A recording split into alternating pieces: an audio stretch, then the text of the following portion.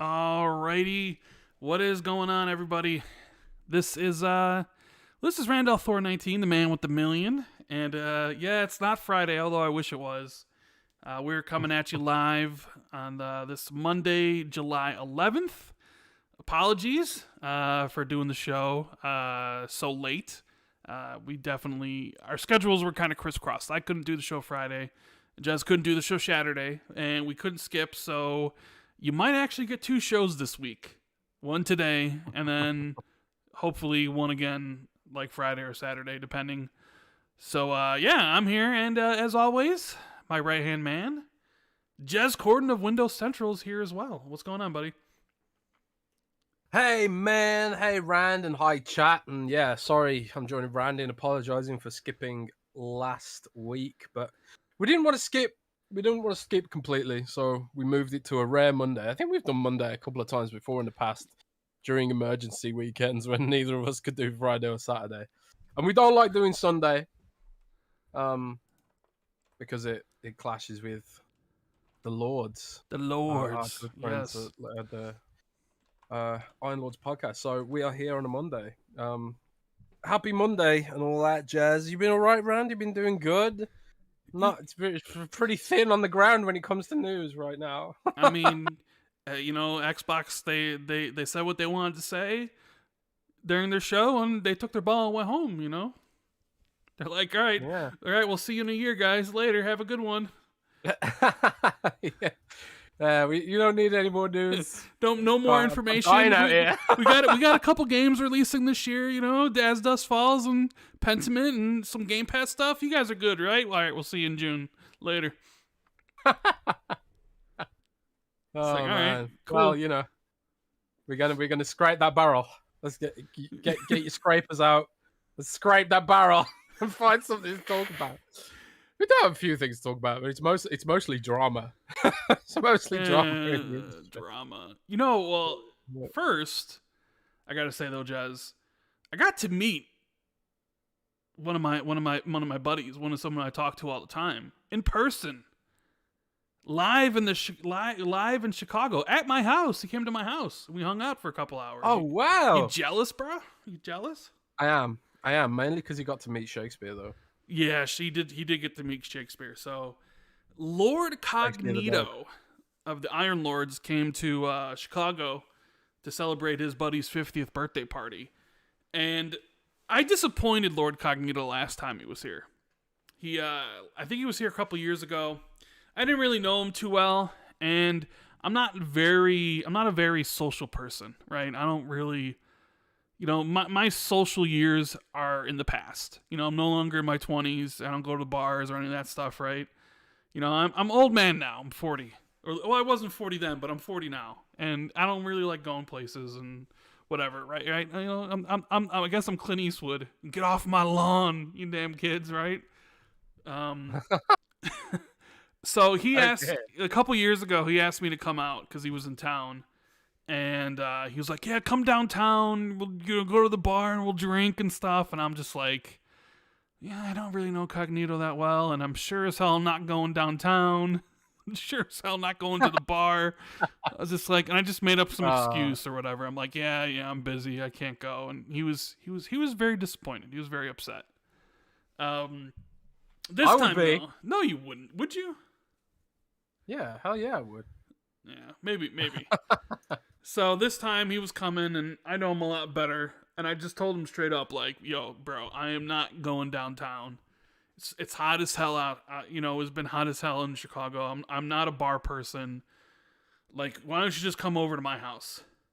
And he did. So he came over, and we ordered some.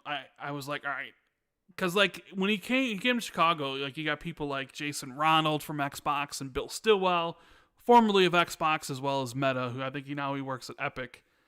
They were like, oh, you have to get Portillo's and you have to get real pizza, the deep dish from Lou Malnati's or Giordano's or whatever. And I'm like, Cog, just listen, bro. The pizza that they want you to eat, it's not very good, right? You have to get the pizza that I've been eating my entire life, the best pizza in Chicago, from Palermo's. And we got him that. And you should have seen the look on his face when he bit into that pizza, sausage and pepperoni for the first time. It was like seeing a man experience greatness for the first time. Yeah, man, you're making me want to come now just for the pizza. Oh, dude, you have to talk to him about that, because he's just like, this is the best pizza. This is definitely better than any. Like he was very, very, very impressed. So that's all. I was like, oh, my job here is done. He stayed for a couple hours and then he took off. But yeah, it was really cool to be able to hang out with him, and he got to meet Shakespeare. I thought Shakespeare doesn't really. He's very protective dog, right? Anybody that comes by the house, he's like barking up a storm, as you guys well know, because you'll hear him on the show. He did bark at Cognito because I met him outside, and I could see him in the window, like Shakespeare's like barking at him through the window, like, who's this person, right? And when I brought him inside, he barked at him once, but then like went up to him and just like, Cognito could start petting him, and then Shakespeare gave him his paw. And then gave him his other paw, so it was like give him a hug and stuff. So, oh bless. Yeah. So bless. It was great. I need to meet Shakespeare, man. I'm looking up these flight prices from Birmingham to Chicago right now, and it's like $1,500. Yeah. So expensive. I don't know, $1,500 to visit Shakespeare and have pizza. And I suppose you as well on the side. Yeah. I mean, you'll really enjoy the pizza. So.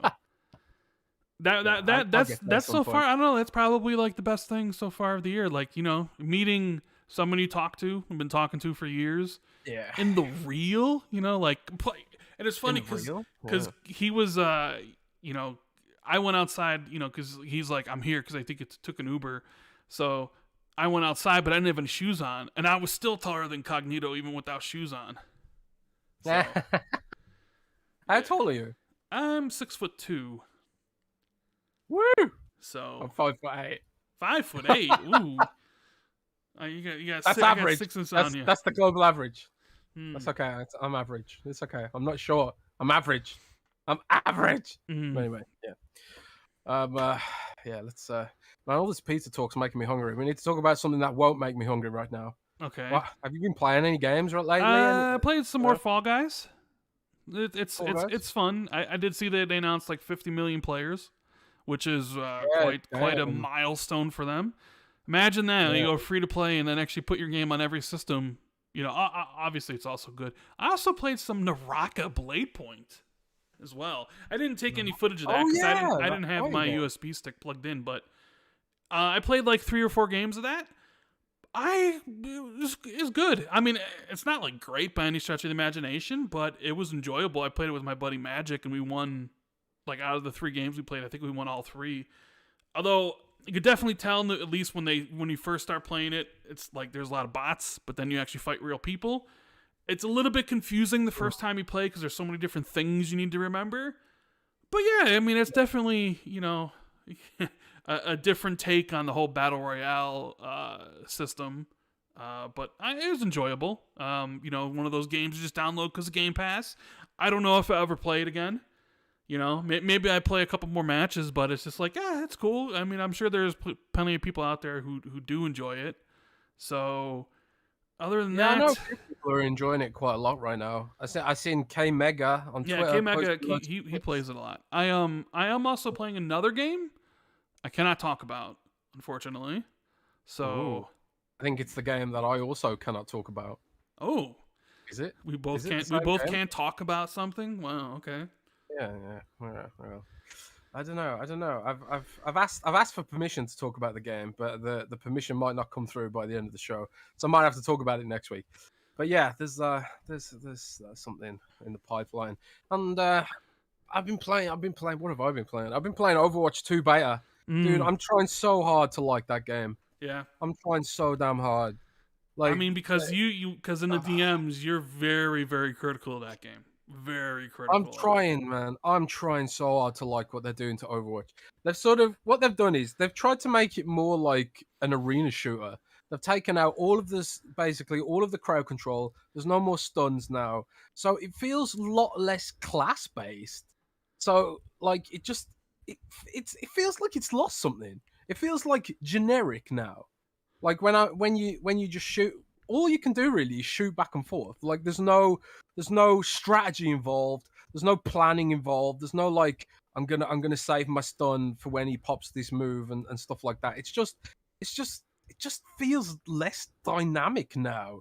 It feels like I'm playing like a generic shooter from the Xbox 360 era, and I'm just like I'm desperately trying to like it. And Zeong in chat says people just don't want to heal in Overwatch 2. Dude, I play healer, right? I'm playing Moira because I don't want to wait 10 minutes for a queue. I just keep getting insta-gibbed. Nobody wants to peel. Like nobody's healing because all the healers are dead. Because there's only one tank and the DPS aren't protecting the healers. It feels like World of Warcraft Arena now, where like if you're a healer, you get targeted, you get rushed, you get insta-gibbed, and that's it. And like I wanna believe that in the future people will learn how to play it better, and DPS will learn that they're meant to protect the healers. But right now it's an absolute mess, and it just feels horrible. It feels a lot worse than it did before. And the fact that you can't play 6v6 anymore ever because they're just removing that mode, Mm. I think it's they're gonna lose a lot of players. I think they are gonna lose a lot of players. But I could be wrong. Maybe it's better for some people are saying this is better for the masses, and maybe it is. Maybe this will help Overwatch, get back to the forefront. But Overwatch was pretty big without it, without It was, trying and to. then they just stopped supporting it. They were just like, we're done Yeah, supporting it, and they were doing Overwatch 2 in a time where like nobody was making sequels to their multiplayer games because everybody was just it's all just a live service, right? yeah. But guess what? I couldn't care less about Overwatch, Jez, whether or not it's good or bad or succeeds or fails. It just doesn't matter. Although maybe I should care because they're going to be part of Xbox in the near future, and it'll be an Xbox game. But like, Well, dude, this is I the just thing, right? doesn't really If matter to me. Overwatch, I don't really care. yeah, I mean, fine. But if Overwatch is a flop, Microsoft's going to be wasting $72 billion. Yeah, I mean, You some know, people will So you say should- that they're wasting $72 billion regardless of whether or not Overwatch is a flop, though. So yeah. I mean, pretty much what they're gonna have. Call of Duty is still gonna be big. They'll have Candy Crush, I guess. Diablo Immortal's gonna make money hand over fist, people hate and Diablo Immortal, though. but it's making $50 million a month, so it doesn't matter if people hate it. I thought it was making $1 million a day. There's not 50 days in a month, though, Jez. No, but I'm sure I read that it's made like $50 million so far in its first month, and that is the first month. So like maybe it will make less now, but I don't know. Nobody knows exactly how much it's made, but it's making millions of dollars anyway. Right? Put it that way. And I suppose Diablo 4 is hopefully going to be good, but I don't know. I just want it to be good, man, because it's Overwatch. Overwatch is one of my favorite damn shooters. Probably ever. 6v6 Overwatch is amazing, perfect, just beautiful game, and they've destroyed it for. I don't know why. I don't know what their mentality is. I don't know why they think 5v5 is better because it isn't. It just isn't. But whatever. Well, we'll You see. think it has to do with because Activision's always kind of been the one to push new product, right? Destiny to Destiny 2, new yearly Call of Duties, and when games don't perform well, they stop making them. I wonder if the idea of just continuing to update the game like how Rainbow does or Rocket League doesn't fit into the business strategy that Activision and Kotick were doing back then. So when they were thinking about Overwatch, it was either like, hey, we could do a sequel and sell it to you again, or we could just update Overwatch 1 continuously. But then they obviously changed, like, okay, we can do Overwatch 2, and then at some point they decided, well, we can't charge for this because the multiplayer, the multiplayer meta now is free to play. So now we have to offer this free to play, right? So I wonder how much that factored into the decision of like, okay, no, we're going to make a box sequel and sell it to you again. But then, okay, now everybody expects multiplayer to be free. So we're kind of backed ourselves into a corner, right? So that's like, we're going to give it free to play. Part of me thinks like they've removed a lot of the sort of class flavor to sort of make it easier to make new heroes, because if you don't have to make interesting dynamic classes and you can just make basically shooters with different weapons, it probably makes it easier to make new classes and sell skins and stuff. Because if you have to actually design a unique class that has unique abilities and stuff, then it's probably harder to balance things, and it probably development slower. But maybe that's cynical. I don't know, but I don't know. I guess we'll see how it goes. But I'm not a fan of the direction right now. Yeah. But yeah, we'll see. We'll see. I guess we'll see. But but I will. I do want to say though, Jez, I want to thank everyone for being here. It's always good to see people here on a Monday and on a day we normally don't do. YouTube can be pretty crappy with their notification system, so please let everybody know that we're live on this Monday. I know Colt's got a special show right after us where he's talking to the Hypercharge dev. The Hyper, is it the action figure game that's kind of been going around on Twitter? Yeah. He's got an early show today, and that'll be after us. So you got back-to-back Xbox 2 and Colt Eastwood podcast, which is great. So, share this out, guys. Hit the like button if you're enjoying the show. And this week's episode is not sponsored by Manscaped. However, we still have the code you can use if you actually do want to purchase something from them, like the Manscaped 2.0 boxers or whatever the hell they got, like Lawnmower 4.0, the stuff that Jez always talks about. Code XP2 if you're looking to buy something. But this week's show is not sponsored by them. Just thought I mentioned that's something that people can do if they want to. So I got a couple super chats here I want to read, Jez, before we move on. We got one from Flame, who says, actually, Rand, you're Jez's right-hand man, remember? But anyways, hope you lads have been doing well. Have you heard devs might just leave social media? Yeah, there is some about this going around where some devs are going to stop communicating with fans on Twitter or something and use like LinkedIn or something like that. You hear anything about this? Yeah, I think it's, who said that now? ACG, right? I think I did see ACG say something along those lines. Yeah, I haven't heard anything myself, but I'm sure some developers are probably like weighing up the merits of engaging people directly on Twitter. And I do feel like Xbox has pulled back a little bit in some ways with regards to that. Like, it does feel like Xbox has stopped going so hard on their personal accounts to some degree. But I don't think they're going to stop using social media. It's like direct to consumer is the way you market things these days, it's toxic as hell out there.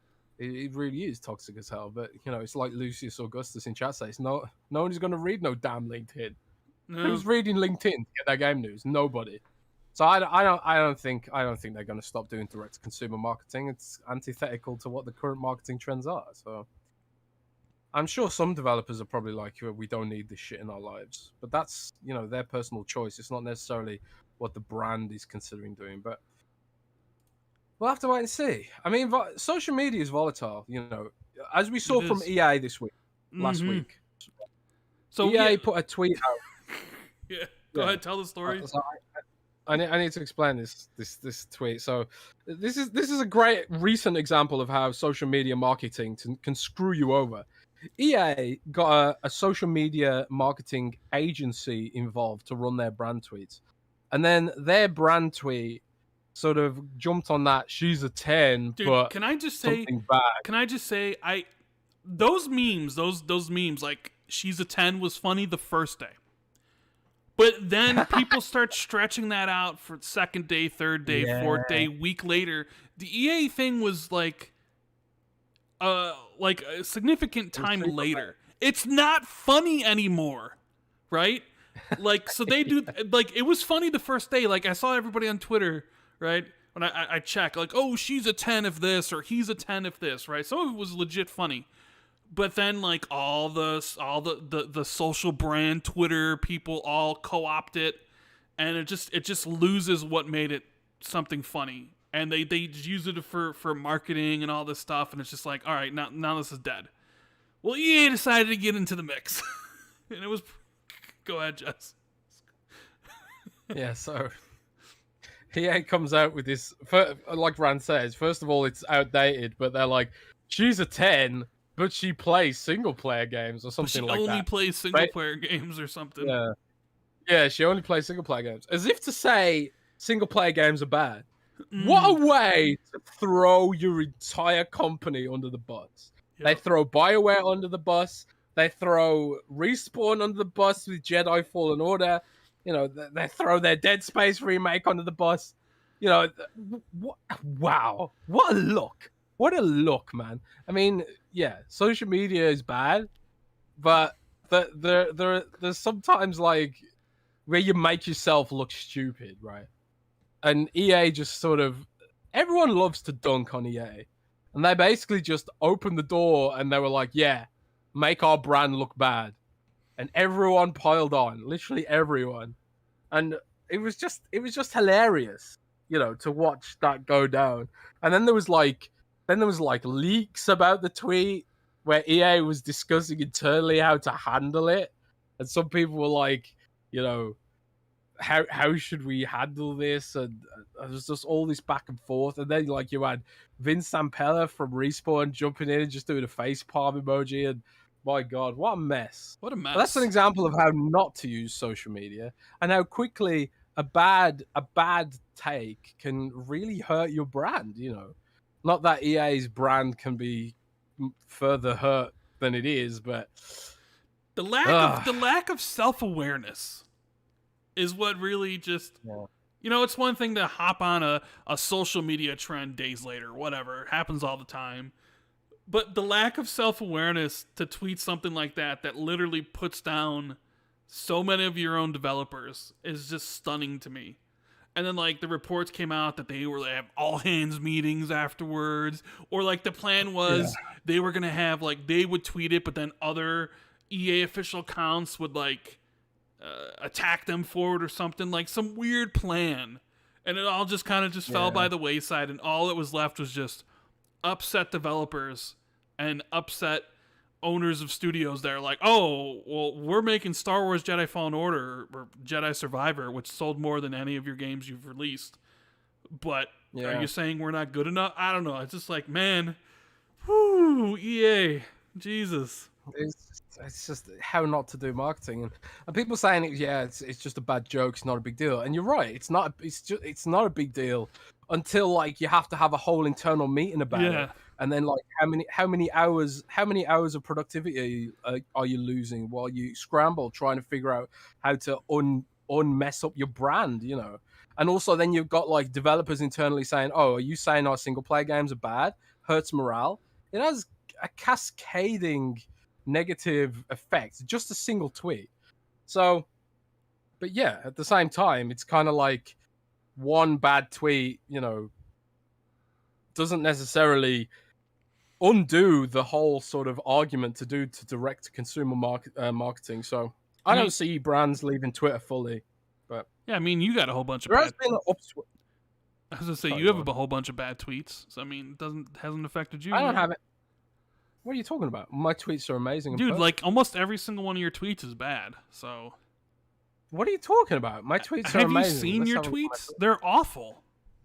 What are you talking about? Most of the time, they're 65,000 people can't be wrong, baby. 65,000 people. 65,000 people, baby. Get those 65,000 people in here. Come on. Bring them in here, Jez. That's right. Probably all just bots. Busy. No wonder Elon Musk isn't going to buy Twitter anymore, because he got 65,000 bots following Jez. Yeah, maybe, baby. But, it is what it is, right?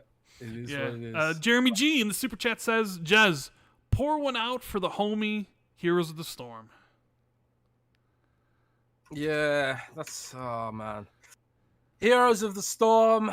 So for those who don't know, Heroes of the Storm is Blizzard's MOBA, League of Legends like competitor, and I was hoping, Rand, praying that when Microsoft came in, they would port Heroes of the Storm to Xbox, and give Xbox the Yeah, right. yeah, laugh it up, laugh it up. Yeah. I was, huffing that hopium, You sure were. sipping that copium, Yeah. and there was. Then Blizzard comes out like, oh yeah, by the way, now the game's in maintenance mode like StarCraft 1 and 2. So they're not killing the game. The servers are still up, and you can still buy things. You can still get skins, but they're just not doing any more content. Which, to be honest, I thought they'd already said they weren't doing any more content. But So what is the likelihood of an Xbox port ever happening now, Jez? What's the likelihood? pretty low. But I think Rand, there's a chance. The reason they've shut this one down is because they might be trying to do a more casual version like League of Legends Wild Rift instead that they can put on consoles. Something that goes across mobile, consoles, and PC. Like League of Legends Wild Rift, more accessible, less hardcore, maybe. Because I think like when it comes to MOBA at the hardcore end, it's just League of Legends. There's just nothing else really competes. Dota 2's kind of dropped off, stuff like that. So it's just League of Legends, really. So like you can either make a super hardcore, MOBA like League of Legends and try and compete with them and try and get the hardcore gamers across to your game. Or you can make something simpler, easier to play, more casual, kind of like Pokemon Unite. And I think that's a chance they might go down that route. But even then, I'm not going to hold my breath. It's never happening, Jez. Stop it. You're coming up with all these things that could be possible. They're just not going to do anything. They're just not going to care. Heroes of the Storm's dead, Jez. It's dead. It's not coming to Xbox. It's dead on PC. Yeah. I hate you. But they are doing a lot of investment in Diablo 4's PvP systems, which are going to be MOBA-like. So maybe Diablo 4 is the game that cracks that genre. I don't know. I guess we'll have to wait and see. Yeah. I don't even know how to say this. H. Javar Igni says, got two friends to the Xbox ecosystem. They have not played any Xbox games. What co-op games would you advise for us to try? Co-op Gears of games. War. Well, I mean, yeah. Gears of War. Jez goes right to Gears of War. I would say It Takes Two. I think is a phenomenal co-op game. Probably the best co-op game out there. A Way Out's also pretty good, but not as good as It Takes Two. I also want to say they're both on Game Pass because they're both a part of EA Play Ultimate or EA Play, so they're on Xbox Game Pass Ultimate. So you can essentially sign up to Game Pass and play both those games. Those are incredible co-op experiences. Jez will be like, well, Gears of War, Halo, all the Halo games except for Infinite have co-op support, so those are always fun to play through. What, Jez? Come on, man. What? Gears of War is the essential co-op game. What are you talking about? Yeah, in 2006, perhaps. Nah, it holds up, man. Ultimate I'm Edition saying with the 4K enhancements, baby. No, I agree with you. Gears is a great co-op game, but It Takes Two is a better co-op game. The whole game is like structured around co-op. Nah. Yes. Nah. You're letting your Gears love blind you from the fact that it's a kids game. It's colorful. It's It Takes Two is a great game to play with your kids, right? That's not true. But it's a kids game. Well, I mean, it is. You can't play it with your. If you want a kids game, play It Takes Two. If you want a grown-ups game, get that Chainsaw Lancer in and then stick it in the locust, then cut him in half. Gears of War, violent, mature. Go with It Takes Two. That's the best one. Gears is awesome. Gears is pretty good too, but It Takes Two. Clifford says, "Why hasn't Microsoft acquired Remedy? They've always been close. The culture shouldn't clash, and they make creative AAA games, similar to Insomniac with PlayStation."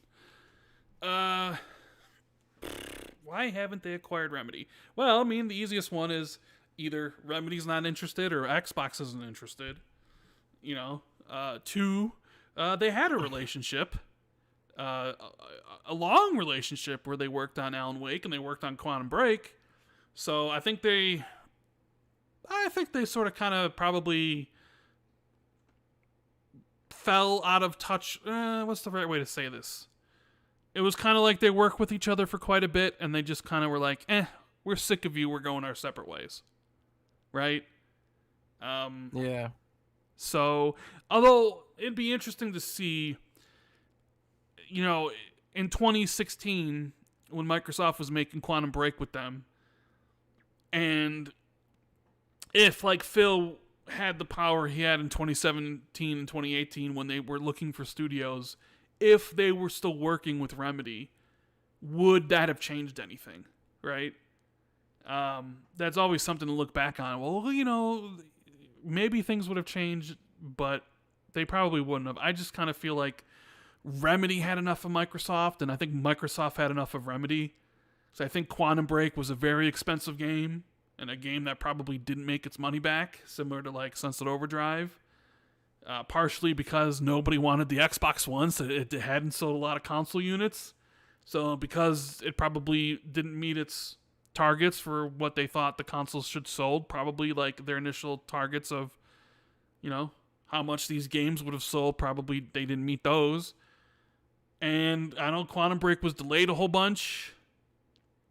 So it's just probably one of those things where it was just, at that time, it was just like, Microsoft's like, nope. And Remedy was probably like, we want to do stuff on our own, and up the situation now where they got a ton of projects. They got Control 2, they got like a co-op game, Vanguard, they're working on. They just put out Control Ultimate Edition. They got the 2 Max Paynes they're remaking. They have Alan Wake 2. I mean, they got a lot of projects in the pipeline. So maybe it's best that happened. I don't know. Remember, for a while there, like, it's always interesting to think about what if scenarios. I kind of feel like Remedy has a lot of games that Microsoft is lacking right now, but at the same time, it's like, maybe they just don't work together well or something. I don't know. It's hard to say. I mean, I love Remedy. I'll play any games they make. I mean, I would have loved it if Xbox bought them, but I'm also happy that we're finally getting an Alan Wake 2. And that's something I doubt we would ever have seen under Microsoft. Like, Microsoft would have been like, no. And I'm kind of upset we'll never see a Quantum Break 2. Because I just have this feeling that if Quantum Break was under Remedy, because I believe Microsoft owns the IP, we would see a game where like Alan Wake crossed in with Control, that crossed in with Quantum Break. Like, they sort of feel like they sort of feel like to me that they want to build like a shared universe, like an MCU of video games or whatever, right? Because we already know they're doing that with Control and Alan Wake, and it just kind of seems like the big one that's missing is Quantum Break. Like, somehow Quantum Break would have been also a part of that world, but they can't do it because Microsoft owns the IP. So I'm just happy we're getting new stuff from Remedy. Alan Wake 2. I mean, I didn't even know I wanted the Max Payne remakes until they announced them. It was like, oh yeah, okay, I'll take some Max Payne stuff. So yeah, I mean, for a while there was a lot of rumors that Sony was going to buy Remedy. That didn't happen either. So yeah, I remember that. Yeah. I mean, hopefully, like, I kind of feel like Xbox Game Pass enables Microsoft to invest in these kind of games in a way that perhaps they previously wouldn't have been able to. Like, it sort of offsets the need to have microtransactions for a game to be free to play to find an audience and stuff like that. And I think games like the Remedy games would get engagement if they were pushed on Xbox Game Pass, but maybe it's just too late now. Maybe, I almost kind of see like maybe Epic Games will end up scooping up Remedy. I don't know. But Epic Games seems to be all about that free to play mileage, right? Oh my! We'll see. I just saw on Twitter. Is this an Xbox game or is this a cake? You see this, Chaz? No. You go on. Stein just retweeted it. Take a look at it. Like, no. Oh yeah, sorry. Now I want cake. Oh wow, that's crazy. Yeah. I hate those cake TikToks where they're like Is this? Is it a real object or is it cake? And someone's done one of a stack of Xbox games. Xbox games and it's cake. That's hilarious. I'll put that in the podcast description if anyone wants to check it out later. So what else? What else did you do this week? I saw that you were finally invited to as a guest on Kind of Funny Xcast. Yeah, I went on Kind of Funny Xcast with Snowbike Mike and Gary Witter. It was very fun. Mm-hmm. I don't know if anyone checked out the Xcast show. You can find it on YouTube. Just search for Xcast. But Rand, I was absolutely wasted on that podcast. Did the Mike or Gary know that you were wasted? I don't know, man. I was like, I'll be completely honest. I forgot that I was supposed to be on Xcast. So what happened was Jez hit me up. We were going to do the show Friday, right? We were going to do the show on Friday. Jez hit me up and was like, we have to do the show an hour later. And I'm like, okay, fine.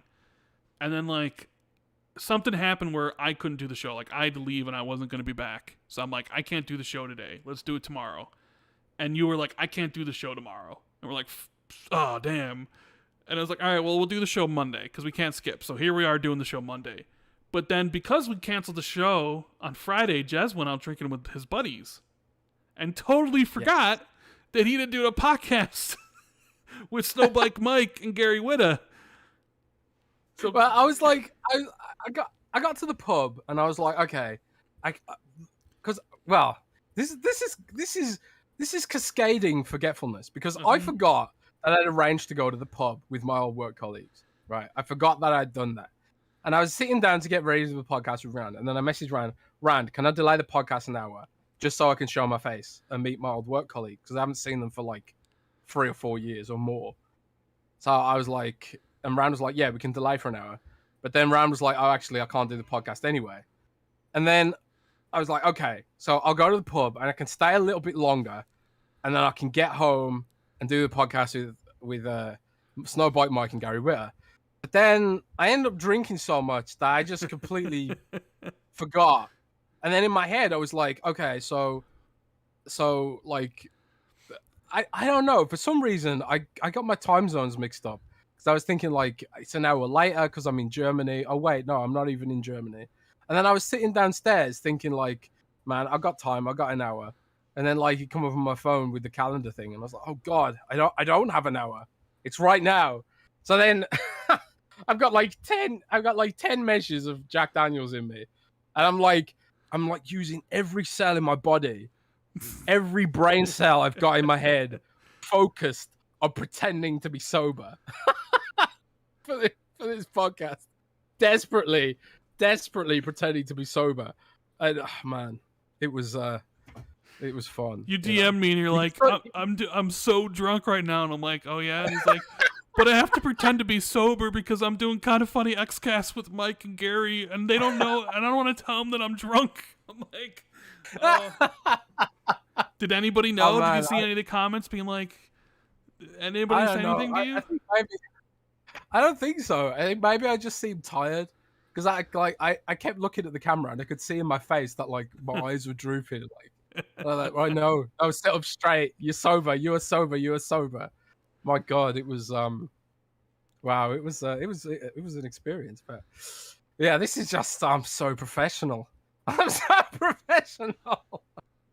Oh my God. And this week I got Amazon Prime Day to look forward to. Yeah. And yeah, it's all fun and games. Isn't Snowbike Mike the best though? He's just the best. Yes, he is. Snowbike Mike is. You need to have Snowbike Mike on the show. Yeah, Snowbike was hosting. Very, very cool guy. Very cool host. We've had Paris on the show, and his whole, me and him going back and forth on Twitter now about, hey, one episode of a TV show, and I was like, nah, let me binge that shit. Paris. And he's like, no, it needs to be one episode a week, and I'm like, sir. I agree with Paris. No, absolutely not. Absolutely, I don't understand this. Why does anybody want to wait a week to do anything? Dude, if it's weekly, then I don't get all the spoilers, man. Because I don't have time to watch a whole show in one sitting, man. I don't I watch don't all have the time. shows in one sitting. I just want to be able to watch the show at my own convenience. Yeah, watch one episode a week at your own convenience, boy. Screw that. You never will play one chapter of a video game one week and another chapter of another video game, or watch an hour of a movie and then an hour of a movie next week. Like, for whatever reason, TV shows, like, look, here's my quick rant on this. And I love Paris, okay? Paris is great. We just disagree on it. And my whole hot take was the only people that want TV shows weekly are the people that can profit from it by either making tweets or writing articles, or content creators making videos. Because you can make a video about every single episode and talk about your theories for the next episode every single week. And it's great drip-free content. But to me, as someone who just wants the story told to me, I want to be able to watch it as much as I want, right? So, like, the whole idea, but here's the thing.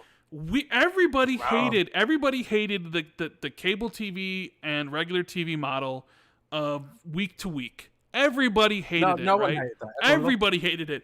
And everybody loved it when Netflix came along and was like, here's all the episodes to shows. Everybody's like, yeah, we can binge. This is so much better than the week to week stuff that TV was offering it, right?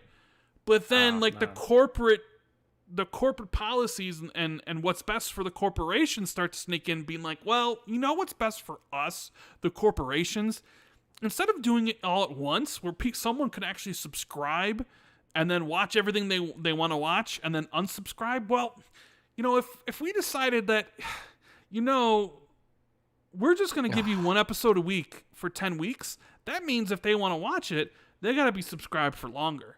Plus, it also helps us by building awareness every single week, because the people that also want to make money off of this are going to be making videos about it, and they're going to tweeting about it, and if the show's good, people are going to be talking about it on Twitter, and that'll help promote the show, right? And here I am just sitting here just being like, why did we all of a sudden go from we hate weekly episode releases to we love to binge to give me weekly episode releases again? I don't understand how we went back. I don't get it. It's because it's better. No, it's not better. It is not better in any way, shape, or form. No. Let me have my point, man. Let me have you have your point. Go ahead. You had your point, man.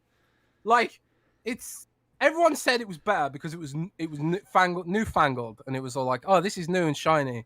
And you know, people have like short attention spans, and you know they have like grass is green on the other side, all that stuff, right? So you're like, oh, the grass is green on the other side. I love being able to binge watch shows, but then you get that nostalgia. You get that nostalgia for like, oh, shut the fuck up. You had your point, and let me have my point. You have nostalgia for like having a cup of tea, sitting down at a specific time, you know, having some structure in your life, which people so desperately need in today's times, you know, and knowing that this episode will be live at this time and I can sit down and have a nice little break. There's no pressure to binge. I don't need to binge watch the whole show to avoid spoilers. You know, I don't need to watch the whole show because of FOMO and all that stuff. I can watch it at my own damn pace. Okay? And that's better. I don't know. I don't have to, dude, I swear down, right? I've had to like mute every keyword and every hashtag for like shows that I haven't had time to watch yet, but I do want to watch eventually, like Stranger Things and The Boys and stuff like that. And I'm even scared to put that out there because maybe some asshole will DM me spoilers now. But that's exactly it, you know. And if I get spoilers, I just ain't gonna watch the show.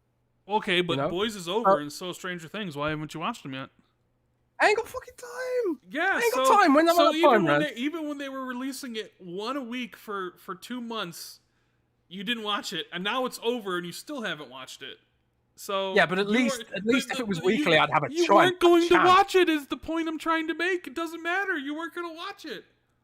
Yeah, but dude, why don't you just wait? If it's such a big deal, why don't you just wait until the show's finished airing and then watch it again? Because that's what I normally do for stuff on HBO Max or Amazon Prime. Is I'll wait until it's over.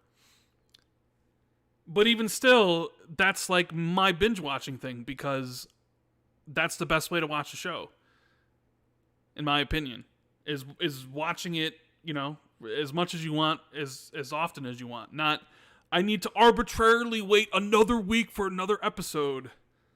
You know, even though the show's complete, even though Moon Knight's done, even though Obi-Wan's finished and it's been finished forever, let me just arbitrarily wait every single week so I can get the next episode. It's like, no, how about you just give me all the episodes? You can discuss it with your friends and stuff.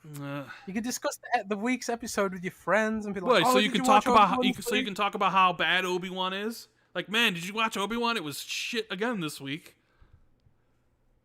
Is it? Hasn't it finished? Yeah, it's finished, and you don't even care. You don't even watch it. It's done and over with. You should be watching it, but you're not. You see, you're not a good person to have this conversation with. So, wasn't the last episode last week, or is there more? It's been like two. It's been over for like 2 weeks now, bro. I liked it. You didn't finish it. I did finish it. Okay. I did finish it. What are you on about? It was worth it for the last episode. Sure. Yeah. The whole thing was bad until the last episode. Yeah. Out of the 6 episodes, 5 of the episodes weren't very good, and then the last episode was like, hey, it's actually really good. Yeah. Oh man, but I don't care. Anything Star Wars is fine in my book. But yeah, I see your point. But I don't know. I just prefer I prefer not having to. I prefer not feeling like I have to watch the whole bloody show. I need to get Paris on here again because me and him need to discuss this at length because I feel very strongly about it, and I think he feels very strongly about it the other way. He just recently tweeted, "Man, watching For All Mankind, really liking the show because he watched 1 episode. It's on its 3rd season." And I made sure to tell him, "Hey, Paris, make sure you only watch 1 episode a week. You know, even though there's 3 seasons available." Say, make sure you only watch 1 a week, Paris. Just 1. Even though you can watch like 25 of them. Just 1 a week. Just 1 a week, Paris. Anyways. Yeah, but then you get spoilers. You run the risk of spoilers. I mean, if you avoided spoilers for three years on, which it's a great show, by the way, if anybody hasn't watched For All Mankind, it's a damn good show. I haven't watched season 3 yet, though, because... like I said, I wait for everything to finish before I watch it because there's no point watching week to week. Matthew says she's a 10, but keeps asking Rand when Scalebound is coming back. Oh, man. Well, yeah. That's pretty good. That's pretty good. That's pretty good. I didn't even see Paris comments in chat. I'm just here to see if Rand is going to record 10 episodes and release them all at once. Yeah, sure. Are we gonna start doing that for the podcast, Rand? Are we gonna record like every podcast like once a week and then release all 4 of them at the end of the month? Is that how we doing that now? Well, you know, I should, like I said, you get Paris on here. We can record 10 episodes. I'll have him in for 5. I have a great story arc for him that I've come up with. You know, he'll start off as the villain and then actually by the end becomes the hero. It's the flip. Of, you know, you see yourself, you know, as a hero, and you know, what's the Batman thing? I'm totally flipping now. The Batman, you either live long enough to you either die a hero, or live long enough to see yourself become the villain. We'll start Paris off as the villain, but by the end he'll be the hero. You know, like Vegeta. Who's Vegeta? From Dragon Ball Z. What about you? Don't know Vegeta is? Vegeta, the most famous villain to hero turn in history. God, you're such a philistine, Rand. You don't even know Dragon Ball Z? I know who Dragon Ball Z is. Yes, I know who Vegeta is. I used to watch that with my brother. Yes. You better damn respect. Put respect on Vegeta's name. Supernova says, "How's everyone doing? Don't you think that the idea of a conference every year reduces enthusiasm and gives a view of the company? It still does not have studios that show first party." An idea of a conference every year reduces enthusiasm and gives a view of the company still doesn't have any studios first party. I don't think, as you can tell with recent years, people get hyped about a conference every year. As long as I've been... I mean, I get hyped every year. And there are some years where Xbox had nothing. And I was still hyped to see everything was being shown. So I don't really think having a conference every year reduces enthusiasm. I guess maybe you could argue that having multiple shows a year might reduce enthusiasm for the one big show. because I've seen a lot of pushback regarding Xbox doing multiple shows. Whereas they feel like, oh, if you do a couple extra shows a year, then it makes the one big one in June not as special. But at some point, like, everything's changing. You're supposed to have a whole bunch of games, right? You got Game Pass and all these things coming to it, and like, just like thinking about early next year, you might have like 7 games launch, right? You're gonna have, assuming the deal for Activision goes through, potentially Diablo 4, which would be your game by that point. Starfield, Redfall, Ghostwire Tokyo will be, if it's actually a 1-year time deal, will be coming out. Minecraft Legends, Aura History Untold, right? Those are just from Microsoft's own studios. But then also you'll have a lot of the Game Pass titles that they've announced last year and this year, like Team Ninja, their new game, Wolong Dynasty's, quote, early 2023. The Riot partnership, I think, starts taking place like early 2023. There's some like other games, like go back and watch that stuff that said 2023. So there's a whole bunch of games from first party, and then a whole bunch of bigger games coming to Game Pass. And I think you do the service. I think you do a service. You're not maximizing the potential and the reach if you're not actually continuously talking about that, or having a show in the beginning of the year to highlight all those things coming between January and, June or whatever. I mean, hell, like, I think Diablo 4 deserves its own show, and Starfield would deserve its own show, and Redfall deserves its own 30-minute thing. I mean, look at it, like, I don't know if you've seen it, Jez, but they're kind of been marketing Redfall quite a bit lately. Some of the smaller trailer. Have you seen some of that? Yeah, I have. I've seen they put out some little informational sort of ads about Redfall, and also like I keep seeing things for Starfield popping up as well. I mean, a lot of it's stuff that's already out there, but it's sort of like they sort of repackage it and put a spotlight on different aspects of the games and stuff like that. It's pretty cool to see, but it's still sort of like, man, I still want some more meat, man. I want more meat. Yeah, maybe the Xbox show had too much in it in one place, but it comes back to the discussion about what you were saying earlier. Is multiple shows better or one big blowout every year? And I honestly don't know. Sometimes I really don't. I mean, it's better for me. I mean, Rand, we can even link this to the binge, whether you like binge watching a whole show or you like having episodic shows, right? Would you prefer episodic Xbox marketing? Well, I mean, like, or would you prefer to binge watch it once a year? I'm sure most people watching and most people who do their own stuff would love it if Xbox had more shows throughout the year, so there'd be more to talk about. And if they had more shows, they'd have more to talk about, and you could showcase more games because you would need to. And so like I think everybody would probably want that. I mean, you could see, the thing is, I still think you could do multiple shows and still keep the one in June as big as it's always been. Like, I still think you could have an XO in November and have like an early show in like March, and then have your June show. And I still think you could have the June show still as big as it always is. I don't really think having an XO or a show in the beginning of the year hurts your overall stuff, because the show in the beginning of the year would be just highlighting stuff that's coming out. And like I said, there's potentially 7 games coming from Xbox Game Studios in the first 6 months of the year. Not to mention any of the other bigger titles that, like Wolong Dynasty or Persona 4 or whatever might be coming early next year. Like, that's a lot of stuff. And I think that's something Xbox needs to highlight and to market.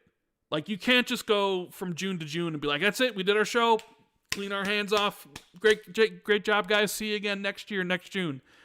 Yeah, that would work in 2018 and work in 2017, but I don't think it works anymore. It actually probably works this year because they don't have anything, but next year, I don't think it. I think next year is where it falls apart and doesn't start working, and then you have to change it. We know they're hiring for those positions, and I think they already hired that position for like someone to help with more events and stuff. So I think it will change, and I think it does need to change. And yeah, okay, like maybe I'm a little bit biased. Sure, that would give me more stuff to talk about, you know, and you know, everybody here more stuff to listen to. But you know, it is what it is, and in no way, shape, or form is it the same thing as binge watching a TV show. Jess, let's just get that straight. Mario says, "Do you guys think there will ever be a new Turok game? Like a brand new Turok game? Probably not. Who owns the IP for that? I don't know who owns That's like the a IP claim, for that. isn't it, or something like that. Does a claim anymore? I can't see there being like a new big AAA Turok. I think wasn't there one last gen? Didn't they do one? Was it EA that did it?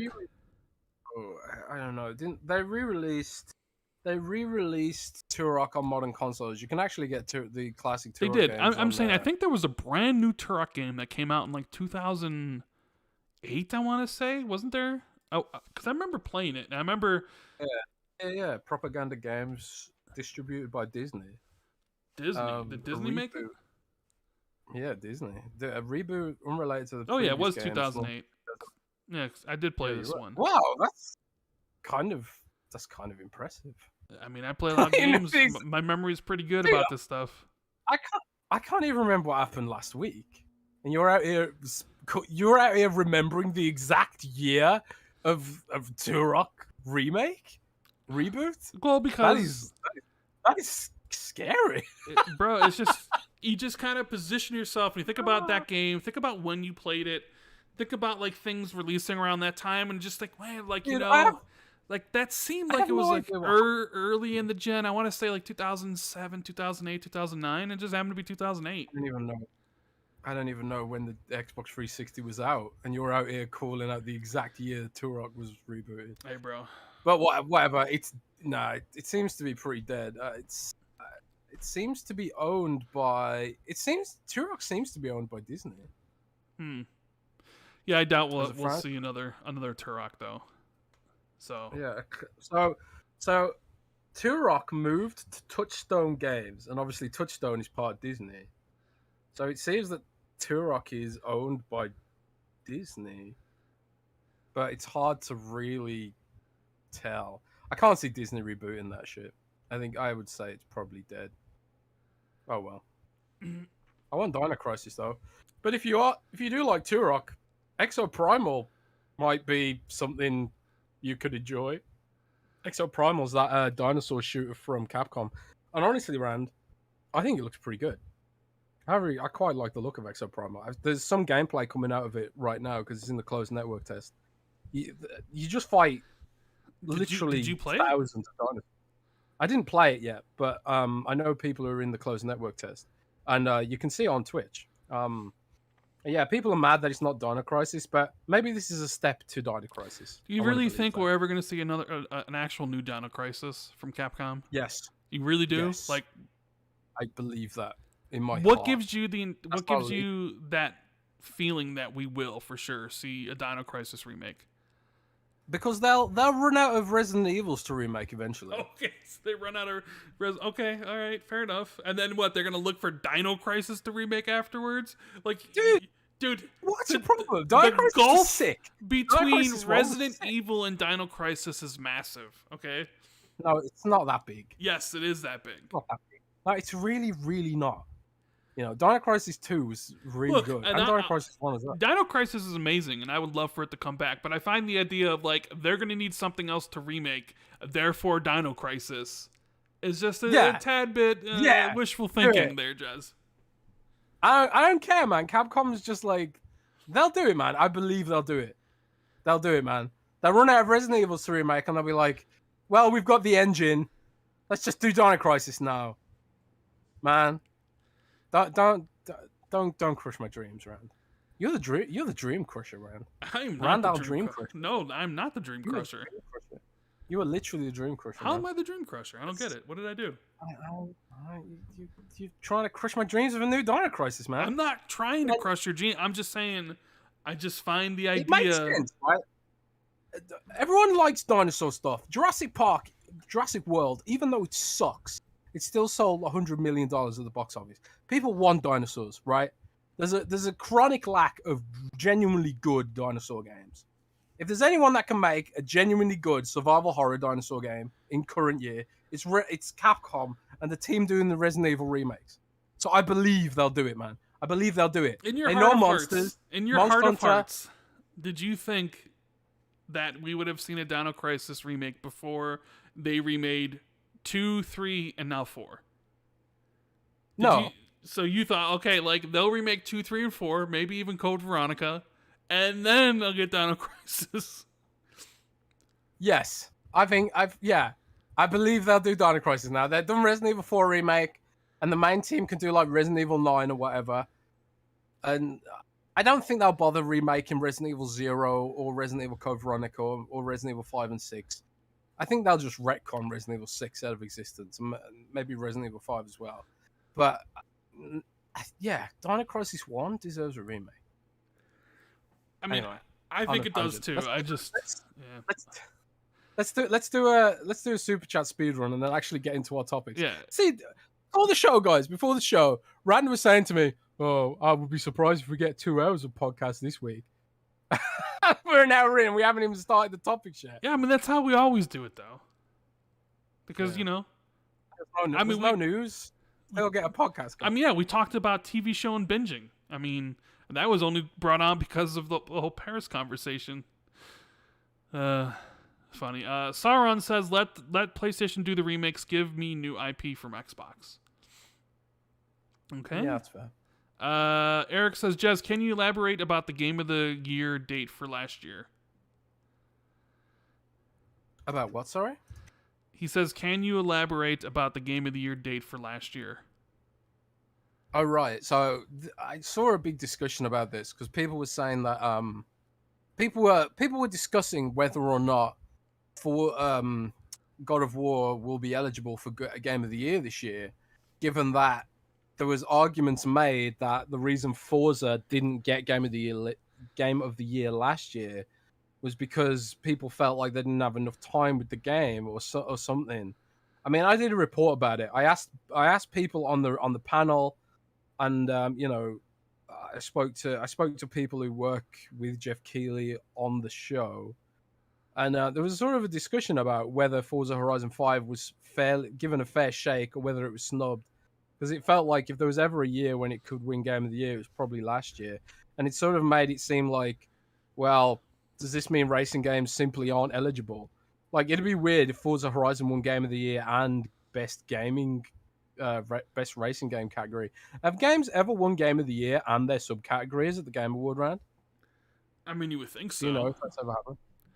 That had one game of the year, but not one the category they were also nominated in. Yeah, I have no idea. But I don't know. I don't know, but I saw some of that discussion, and a lot of it was honestly console war driven. Like, people were like getting mad at Jeff because the Xbox game didn't have a chance to win Game of the Year or whatever, or people felt like it wasn't given a fair shake, and then sort of using it in a console war context. And I think the point is here that Game Awards shows aren't perfect, and I think Game Awards shows, like, even like the Oscars and stuff, there's this whole sort of only certain kinds of movies win Oscars, and they have to be released in a certain time. They have to be a certain kind of movie, so you shouldn't take award shows as sort of a scientific analysis of what constitutes Game of the Year. Jez, Game of the Year, what you think it is, and Game of the Year last year was what won last year? It Takes Two won last year. It Takes Two, which is why it's the best co-op game in a game you should play, because it won Game of the Year. But you could see why a lot of Xbox fans would be like, okay, Forza comes out around the same date as the God of War, but God of War is most likely going to be nominated and Forza wasn't, or so they think there's some conspiracy behind it, like Jeff is bending over backwards for PlayStation, right? That's where I think that stuff comes from. People felt like Forza should have been nominated for Game of the Year, and I think it should have, but then at the same time, it's like we said last year. It's a racing game, and racing games typically don't get nominated like that.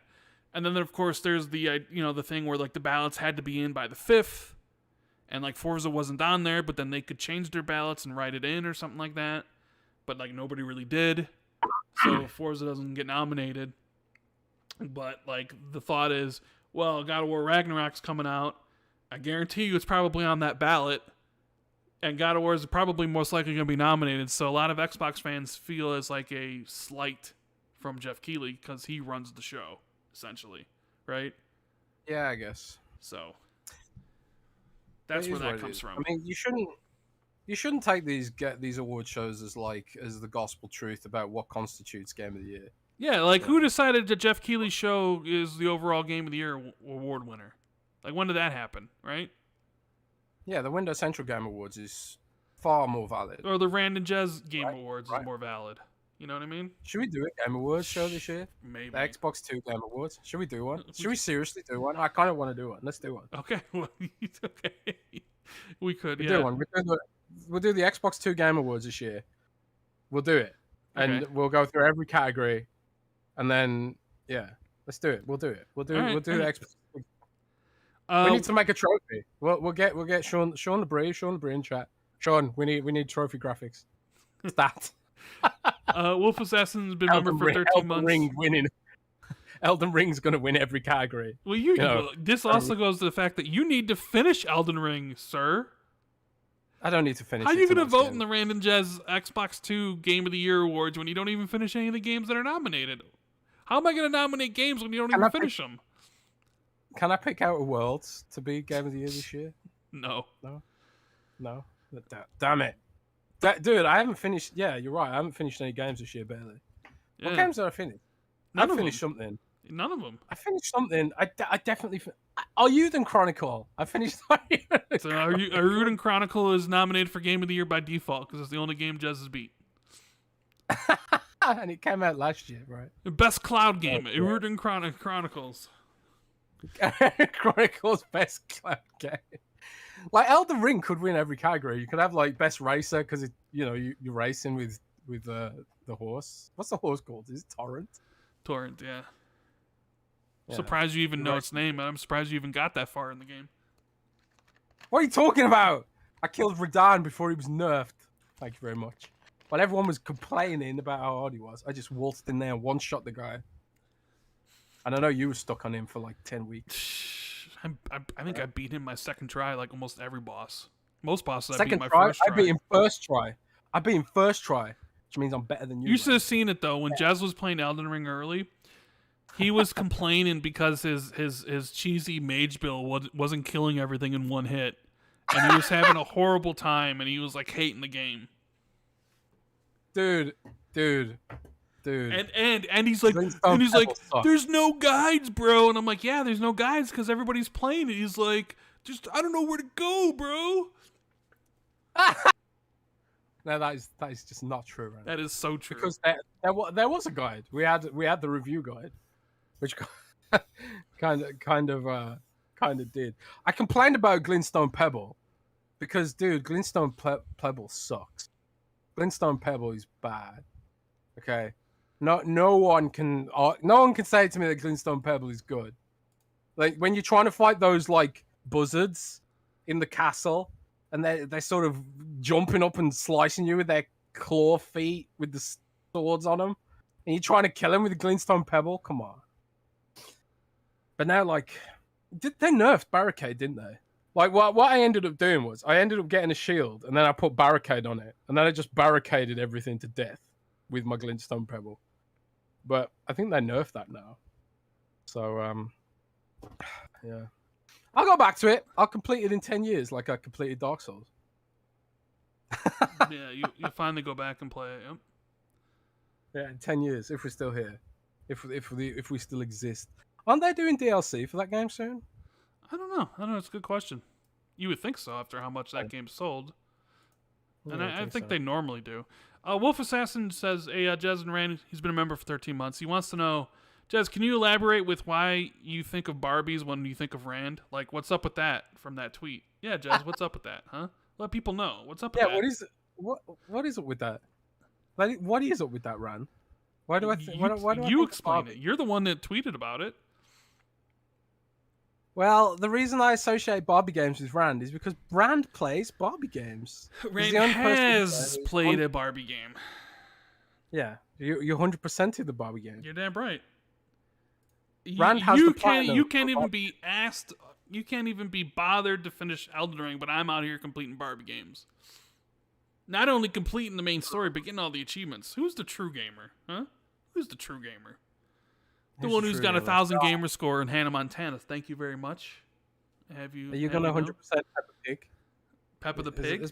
Am I? You see, if this was 10 years ago, 100% I would. Well, Maka actually made a guide. I believe it's 45 minutes long for the 1,000 gamer score. And Peppa Pig. 45 minutes long. 45 minutes long. 45 minutes of just If this was 10 years ago, if this was Maka is hardcore, man. If this was like before 2016. Hell, if this was probably before 2018, I 100% would have played Peppa the Pig. I would have been looking forward to Peppa the Pig. Right. Is it Peppa Pig? Is it Peppa Pig? Or is it Peppa the Pig? God. What? Get it right. Peppa is a British institution. And we're not having a name. Then? What is it? Peppa Pig. Peppa Pig? Peppa Pig is a surname. Pig? Peppa Pig. Peppa Pig. Okay. If this was before 2018, I probably would have played it day one. I would have had a collectibles guide up. I would have been like, all right, my day is settled. I'm playing Peppa Pig. 1,000 gamer score. I'm gonna play it. I'm gonna complete it. You know what? Play it and then record an hour of footage, and we'll show it. We'll slap on the podcast. It on stream. Yeah. I think people would love to see Peppa Pig. Peppa Pig. If there was just a point during in my chase for gamer score where if it was easy, I was playing it. It didn't matter if it was Hannah Montana, My Horse and Me Too, Barbie Puppy Rescue, or any of these other games that are made for girls, made for little kids. Sesame Street on the Kinect, Victorious, the TV show dance game, did that. Nickelodeon Dance on the Kinect, whole bunch of stupid Kinect games. Like I was into gamerscore, and I was on the top. And you got to play what everybody else is going to play, because if you don't, they're going to play that easy stuff, and you're not going to be able to make up that point difference. So you got to do it. And I had to, and I did. And that's why when I broke 1 million, I was number 5 in the world, the whole world, the entire world. Not 5 in the U.S., not 5 in Illinois, not 5 in Florida, not 5 in Europe, 5 in the entire world. Only 4 other people did it faster. Okay. Good for you, man. Yeah. You want claps? Hey, well, Xbox invited me to do a part of something as part of their show. Did they ever invite you, Jess? I don't think they did. They've never invited you and like, hey, you want to come on Inside Xbox and talk about the leaked Xbox Series S with us? No, they never said stuff like that to you, Jazz. Never. No. Oh my God, can you imagine that? I don't think that PR team would be very happy about that. No, they probably wouldn't talk to you. No, they probably wouldn't. And oh well, them's the ropes, I guess. Maybe if I played more Barbie games, I could have been on the Xbox show. Yeah, maybe. Alas, you could have. Rabadon. Barbie theme grave. Rabadon 202 says I'm with Rand. Thank you for being with me about the TV show stuff. I am right. I like how we talked about it and Paris ended up being in chat. Silly Mikey says, I wait till it's bingeable to watch something. The only thing I do now is sometimes take my time if I'm enjoying a show, just so it lasts a little longer. There you go. Flame says, Rand, stop digging your Barbie themed grave. Hey man, I'm not pretending to be something I'm not. Like anybody can look at my gamer tag and scroll down and see all the stuff I played, during those eras. So I mean, why would I hide it? Drawn TJ says, hi Rand, hi Jez. What's going on, Drawn TJ? I'm glad that you're here. Let's see what else is we got. Drawn TJ also says, did you hear about the article of Take-Two making a new open-world racing game using Unreal Engine. I think it's a new Midnight Club. There was a demo back in 2017 that was leaked. Have you heard anything about this, Jez? Heard anything, I'm afraid, but I'll try and dig and find out. The only thing I've heard about Take-Two recently is not even really about Take-Two, it's about Rockstar.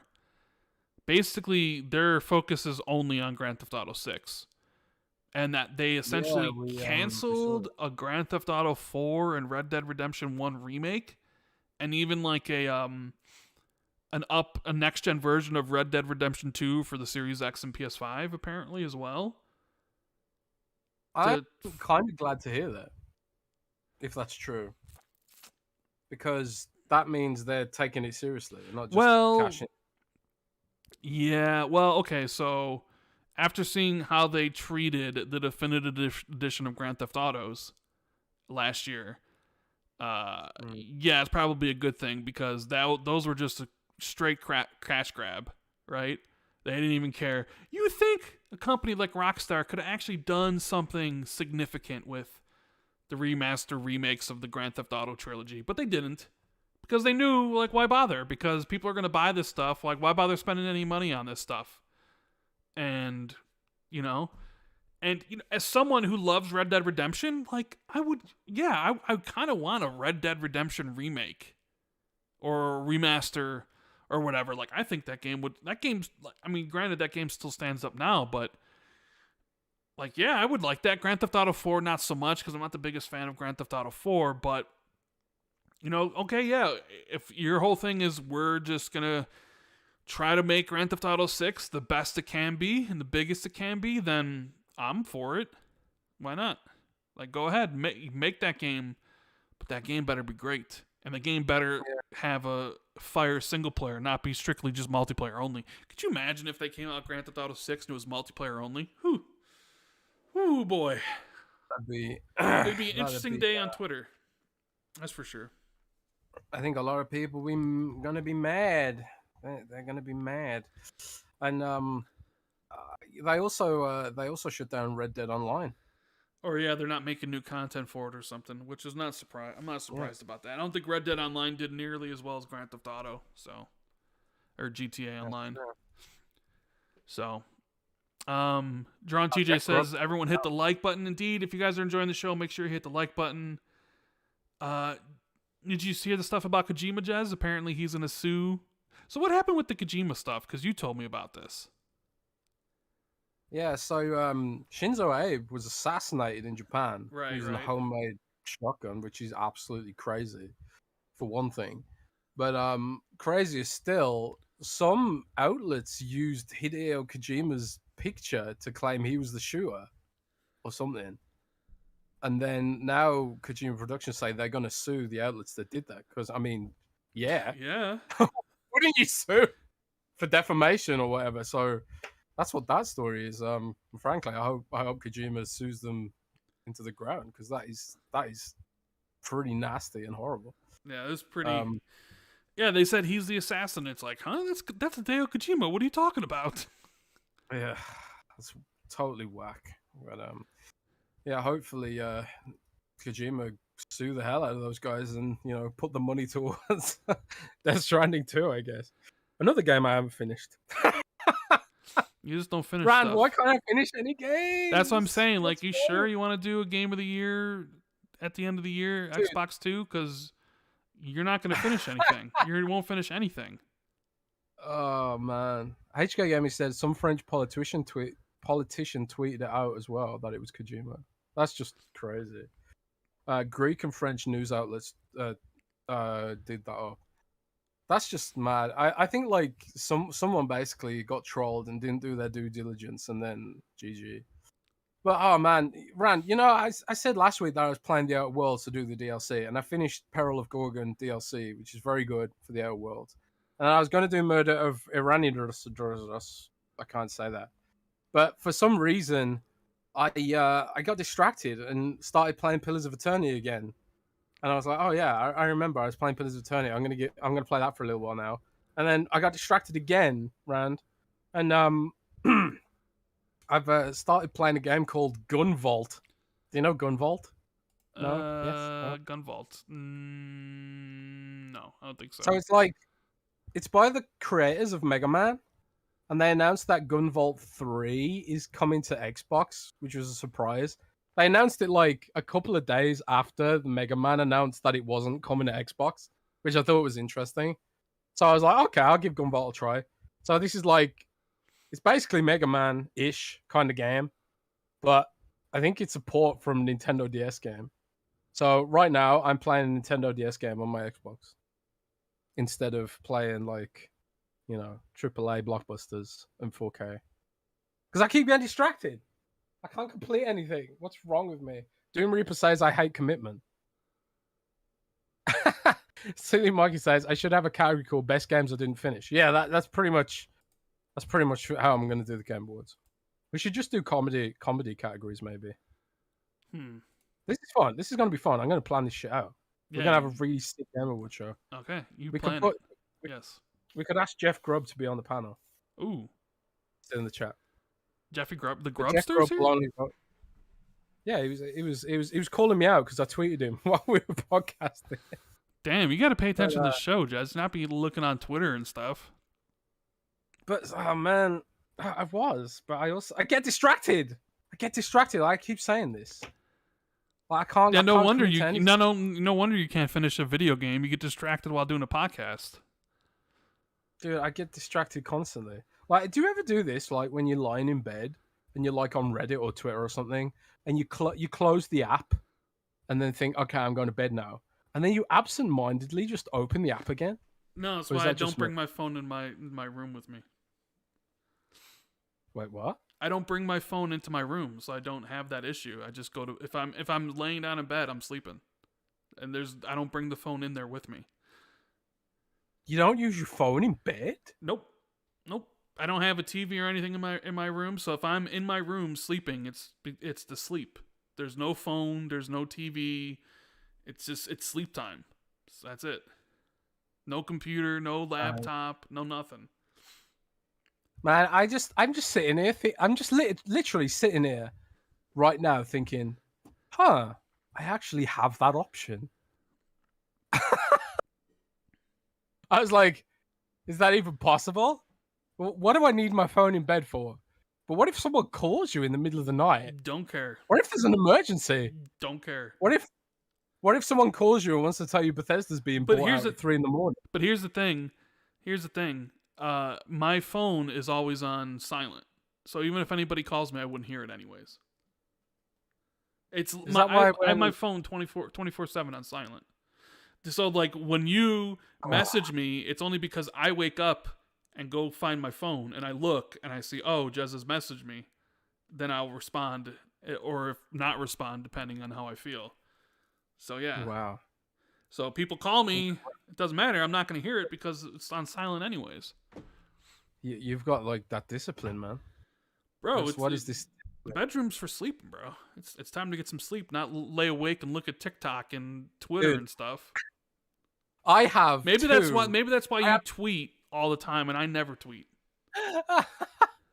Dude, you should. Do you know what my sleep cycle is right now? What? I slept from 1 a.m. till 3 a.m. and then I slept from 8 a.m. to like 11, and then I slept from 1 p.m. to 6 p.m.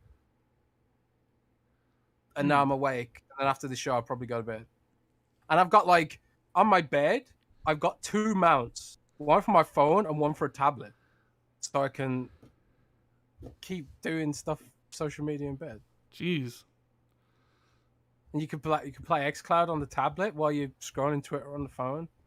Maybe that's why I can't sleep. You gotta change that, bro. Come on. J Train in Super Chat Jez says, all right, lads, do you think we'll ever get a Viva Pinata 3? Probably not, I want to say. I don't think they'll do Viva Pinata 3. Not. I think what's more likely... Yeah, I think what's more likely is they do a Viva Pinata reboot. Because it'd be like they need to reboot the franchise to a new generation. But I don't think there'll be a Viva Pinata 3. Okay. Wolf Assassin says, hey guys, I want to know what games or franchises do you think needs to return and what do you want to return that isn't Scalebound? From Xbox specifically, I mean, I gotta say Banjo for my Banjo bros, right? I mean, the fact that Microsoft still hasn't made one after all this time, and they let Banjo be in Smash, you gotta give my Banjo bros something. I don't care about it, but my Banjo bros do, and there's definitely Banjo bros in the chat. So, it probably should return. And you know what else should probably return? Killer Instinct should probably also return. Yeah. Um, Those are the two obvious ones. I think like a lot of games sort of they sort of sound nice, but they don't make a lot of sense. Like there's not enough big enough audience. That being said, Rand, and this is a shout out to my buddy Mars Dompier, but have you seen Phantom Dust's had a resurgence? no, that's impossible. It's true. The servers are full. How? What? Because 5 people are playing it, so it's full. No, the servers are literally full. So, well, on certain days. So, like at certain days, at certain time. Okay, yeah. Yeah, certain days, certain time. There's a YouTuber. I'm not exactly sure who it is. Someone in chat can maybe let me know. But they did a document. I haven't watched it myself yet, but they did a documentary on Phantom Dust, and it's called like Phantom Dust: Xbox Forgotten Masterpiece. You can check it out on YouTube later. I'm not sure who the YouTuber is exactly, but then they set up a Discord server called Phantom Dust Happy Hour, where Phantom Dust fans all come together, and they just play it like the PvP stuff, and this like everyone's playing it again. Like it's just funny how I mean obviously it's never going to blow up like your Phantom Dust and stuff like that, but Georgie says it's Nick Robinson. So Nick Robinson made a documentary about Phantom Dust, and sort of made it sort of viral. So I think Phantom Dust has legs. I've always kind of thought that. But and clearly Microsoft thought it too, because they were going to reboot it at one point. But I think who I think they should partner with if they ever did Phantom Dust reboot. Who? Platinum Games. Playing with fire. No, there. Playing with fire. Platinum Games. I don't blame fire, but what Platinum Games are we getting? Are we getting the ones that made Metal Gear Rising Revengeance and Bayonetta, or we're getting the ones that we're doing the Scalebound and Babylon's Fall and stuff? No. We're getting the ones who did Revengeance and Nier Automata. Or if not them, perhaps one of the Bandai Namco teams. Because I think Bandai Namco make pretty great anime-style third-person action games.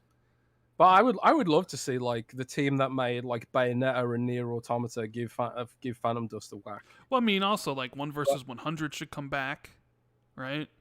Lost Odyssey should return. If you wanna get into the Japanese market, we've seen I think the Xbox Series X and S has doubled or something like that, like the Xbox One sales already or something like that. I saw recently, right? Like if you want to make inroads in Japan, you got to make Japanese content, and Lost Odyssey would be, whether you do a remake or whether you do a sequel or whatever, like that would be, I 100% be down for that. What else? Shadowrun as like an actual like RPG of some kind and not like a first-person shooter. Would probably be interesting. I know people say Conquer, but it's like, I was never a fan of Conquer. What if Obsidian did Conquer with Matt Stone and Trey Parker writing it? Yeah, yeah. I'm trying to think what other games they could bring back, but I mean they have a lot of their own stuff, and then not to mention any of the stuff they'll sit down with Bethesda, as well as some of the stuff they're going to be sitting down with Activision, and it's like there's only so much you can do. I really want after Gears of War 6, and we finish off that saga. I want the Coalition to make a StarCraft third-person shooter. Ooh, I think that would be perfect to do a third-person heavy Space Marine cover shooter in the StarCraft universe. I think that would be perfect. I'm down for that. I'm down for that. Yeah. Fighting against giant hydralisks and, banelings. Yeah, man. I think that would be sick. But there's lots of things you can imagine could The be, question, should be though, cool. are they ever going to let the Coalition go away from Gears? Because Gears is so incredibly popular in like South America and Mexico. I have Oh, I this thought you were just just being feeling the silly. I Coalition is thought going you to be were being making sarcastic. Gears until 2080 when finally Xbox shuts down or something. Like, all right, guys, we're on Gears 35 simply because Venezuela loves it. Oh man, I don't know. I think Gears. Well, we'll see what happens with Gears 6. I think it can't. I think we know that Gears 6 is going to be a more ambitious game. The fact that they've been so quiet for so long, I think Gears 6 could be something really special. But I know absolutely nothing about it. Nothing at Yeah, all. I wonder when it's going to Maybe. come out. I mean, supposedly there's the other game that they got to do beforehand, and then Gear 6, and it's already been 3 years this year. We'd be getting a new Gears game this year, so yeah, I don't know. We'll see. Maybe we'll know soon. Maybe we'll know next year or the year after, depending on how Microsoft wants to do their E3s again. Is next year going to be 12 months once more, or is next year going to be like regular show because we actually have stuff to show now instead of, hey, we got nothing this year, so we're just gonna be like, we're just gonna overload you with stuff coming to Game Pass this year, Game Pass. Daswell Gordon says Amnesia Sponsored by Manscaped. will get remade before Dino Crisis. They actually did the remaster of the Amnesia games, which are amazing. Would you accept that, Jazz? Them getting a remake before Dino Crisis? Can you play any Onimusha games on Xbox? You can play the first one, got a remaster. I've never played one, so I don't think 2 or 3 did. I think it was just 1. a lot of people saying Condemned. But yeah, let's get through the super chats, otherwise you're gonna lose them like last time. I mean, yes. Sauron Grant says, "How good will it be if Xbox Xbox GP game gets the Game of the Year? Probably. It'd be pretty good. It'd be anytime like game gets Game of the Year, it'd be great. I think first like they'd have to. You gotta crawl before you can run. So probably first step is to get nominated, and then potentially win. So, we'll see how next year plays out. They got a lot of games releasing next year. Although I don't know if you've seen some of the stuff now, Jez, about how people are concerned that Xbox has nothing in the back half of next year. Oh man, they must have something for the back half of next year. I don't know. I suppose they'll announce the next 12 months of Xbox for the back half of next year at the Game Awards. Maybe that's where we get a launch date for Hellblade or something. I don't know. I was thinking think like you do year's gonna be XO in November and do like a year. So this is what's coming between now and November. Yeah, and I can confirm, Rand, that Xbox is going to be at the Tokyo Game Show this year. Oh, really? Yeah, that's what I've heard. I've heard that, baby. So That's maybe good. there'll be some like interesting Japanesey kind of stuff there, or maybe they'll just announce, Japanese style marketing for things we already know. But I want to believe that they'll announce some kind of involvement in Japanese developers and stuff, because they've been going pretty hard on their Japanese marketing, at least comparatively speaking to previous years. So I think, yeah, it's going to be cool. It's going to be cool. We also got one here from Dylan that says Conquer multiplayer is the most potential. Well, now Looving Life says bring back StarCraft Ghost. But since you mentioned Xbox going to be at the Tokyo Game Show, they also mentioned that they're going to be at Gamescom, Jez. True? False? Yes, indeed. And what did they say Yes, about their presence at Gamescom? Are you going to be at Gamescom? Well, first, like, what do they say they're going to show at Gamescom, and are you going to be at Gamescom? I don't think I am going to be at Gamescom this year. Just because. Oh, what are you drinking there? You getting drunk, buddy? Like, what was that? What'd you open up? Schweppes lemonade. Lemonade? Yeah, lemonade. No alcohol for me today, I'm afraid. But maybe next week. Maybe we'll do an alcohol podcast next week. But yeah, I don't think they're going to have a massive presence. They said they're going to talk about updates for upcoming games. I think maybe they'll drop some more features for Starfield or show off a new location. Maybe they'll do some kind of spotlight for Redfall and stuff like that. I wouldn't expect. I think they pretty much said there's not going to be any new game Just announcements. updates on And, games that they come in the next year, right? yeah, updates on existing games, and I don't think there's going to be any major exec presence or any major announcements. But maybe this is where we see Xbox Game Pass for Family announced or something, because I know that's been in the works. Um, hopefully, but I don't know. I'm expecting it to be a fun show, but nothing majorly groundbreaking, which is one of the reasons why I don't think we're going to budget to go and travel out there. But I also don't want to get COVID, really. I kind of just want to avoid that shit, man. But Yeah. Well, last year Xbox did do a show. Remember, they did do. This is where they showed off the trebuchets in Age of Empires 4. Remember? yeah. So there's no trebuchets in Age 4. Yeah. I mean, they the whole thing. It wasn't a very good show. They did do like an I forget how long it was, but it was just like, Oh yeah, yeah. I know this what you're didn't need to be anything. So they didn't mention them doing another show, did they? Just like updates on stuff coming yeah. in the next 12 months. Yeah. From what I understand, yeah. We got a super chat from Dead Planet. It says Xbox to talk about games beyond 12 months this year. I think maybe the only time they might talk about that is if they do an XO. Whether that's in, end of the year, like November, December.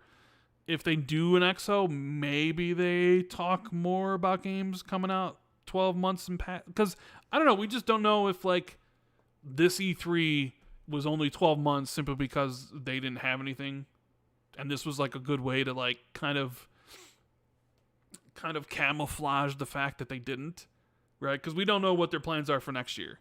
They simply could just go back to a regular style show next year where they're like, here's this game that's coming out in 3 years from now. You know what I mean? So we don't know. We don't know if that's like a mandate or if that's just like this was just like a one-off.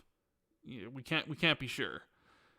So I guess there's the possibility they talk more about stuff if they ever do an XO again, which I do think they do want to do. Like I get the sense that like they really miss doing the live stuff and having the fans. Right? I mean, you do this fan fest, you do all the stuff, invite media, invite fans from across the world, to LA and to like I think like Melbourne and Toronto just to watch the show. Right? It's just you're just in the theater or whatever, it's on screen, like you're just watching it, right? So to me that strikes as like Xbox really wants to bring back live stuff. And XO, they did it for 2 years before the pandemic hit.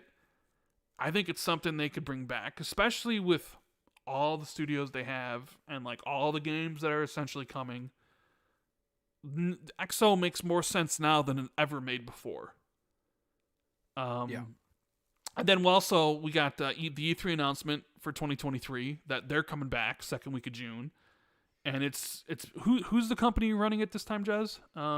Reed Pop. And what were the pack shows? The pack shows, yeah. So yeah, Reed Pop.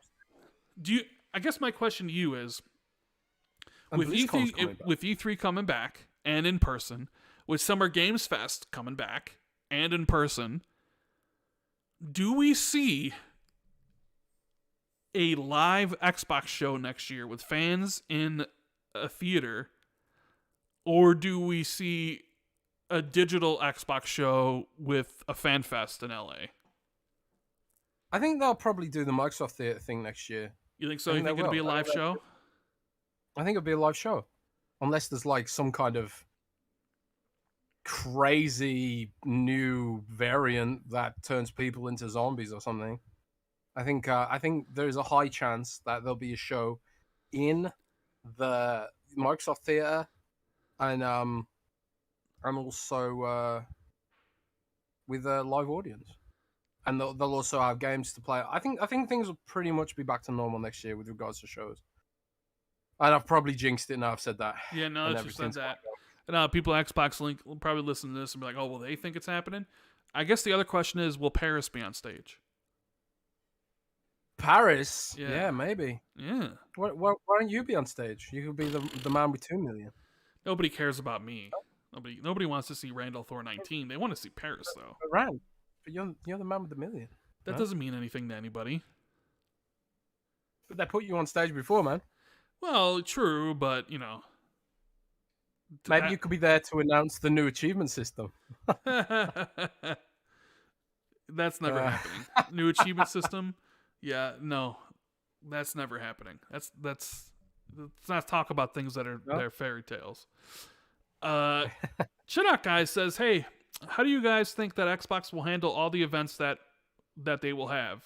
Examples, MLG, BlizzCon, QuakeCon, etc., etc. What do you think, Jez? So, BlizzCon, you know, they eventually own Activision Blizzard. Now you got BlizzCon, you know, they have QuakeCon.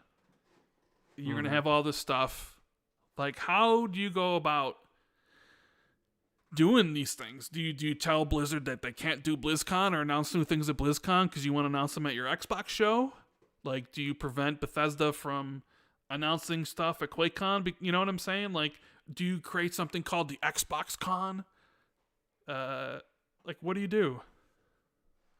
Yeah, I don't think they'll stop Blizzard doing these events, but it is kind of funny that you mentioned that, because that basically says to me, like, they are literally going to be in the events business they're literally in events business after all these deals have closed, you know, and maybe they consolidate it all under one umbrella, like Microsoft Events or something, because that's pretty much, you know, how we're moving towards, you know. But it's also kind of like these companies are going to remain separate, right? So I don't think they're going to I don't think they're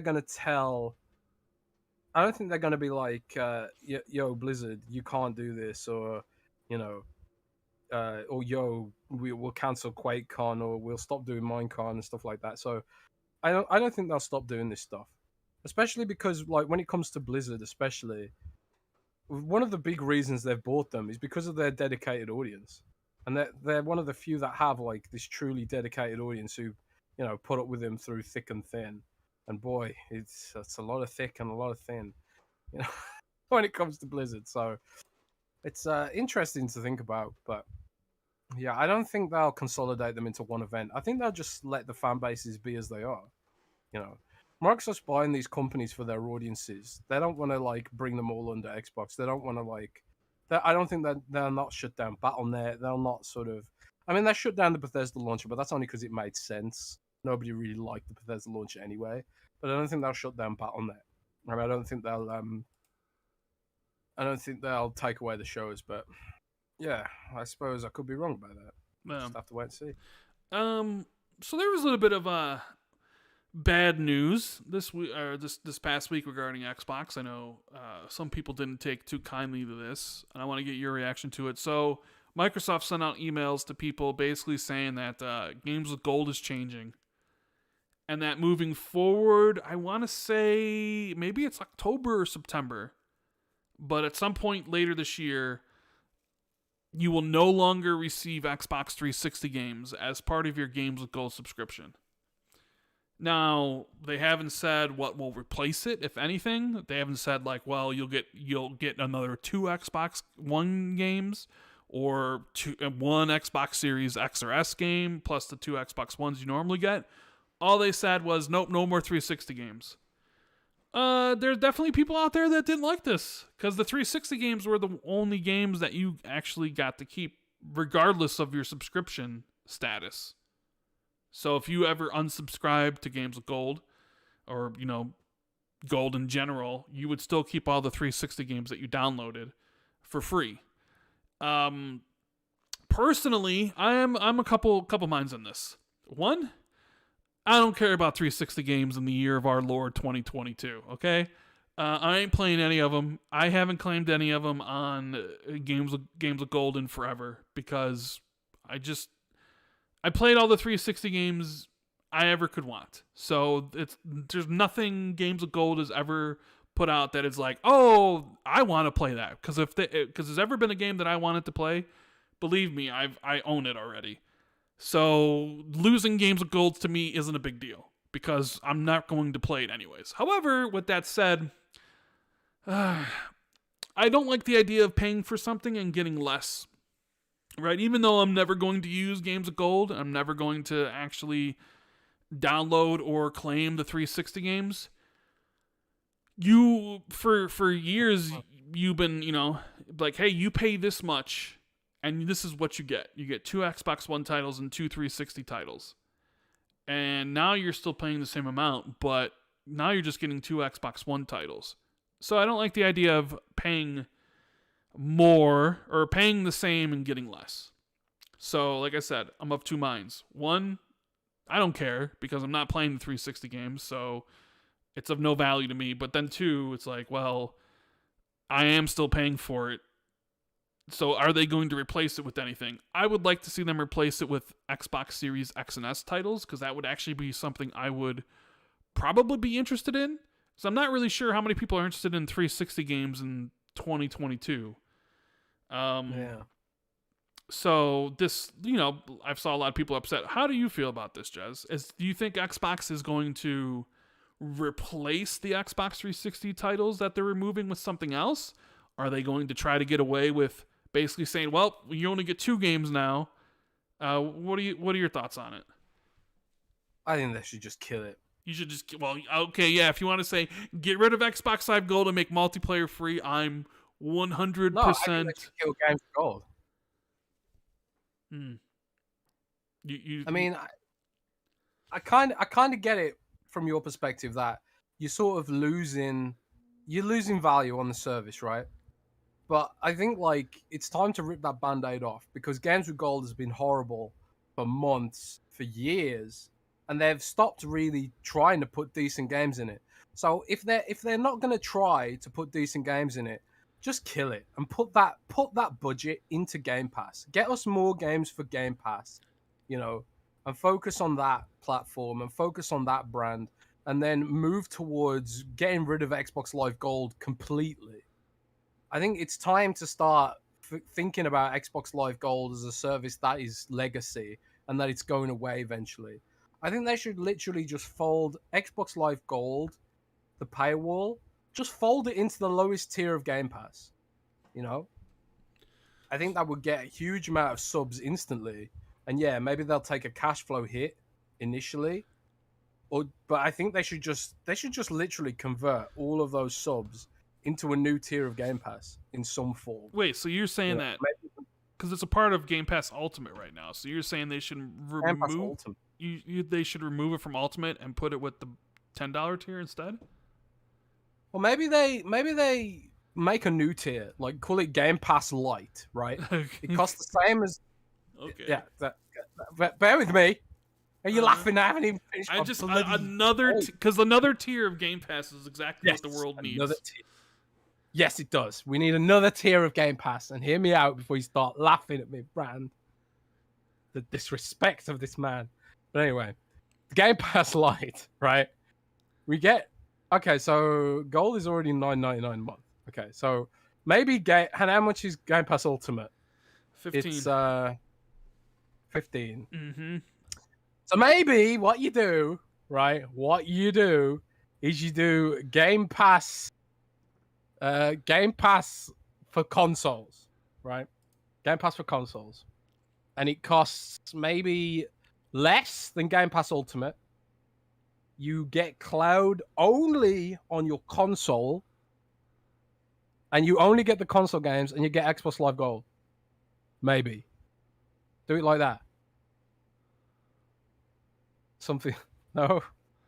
Give me something. Right? I mean, I don't know. I think the play. I don't know how to do it. Right. I haven't got a spreadsheet, Rand. I haven't got Microsoft Excel open in front of me. Okay. So there's some math to work out here, but I think the play is that you fold Xbox Live Gold into Game Pass somehow. Okay. Everyone's laughing because I haven't got my math down. Yeah, I just thought this off the top of my head.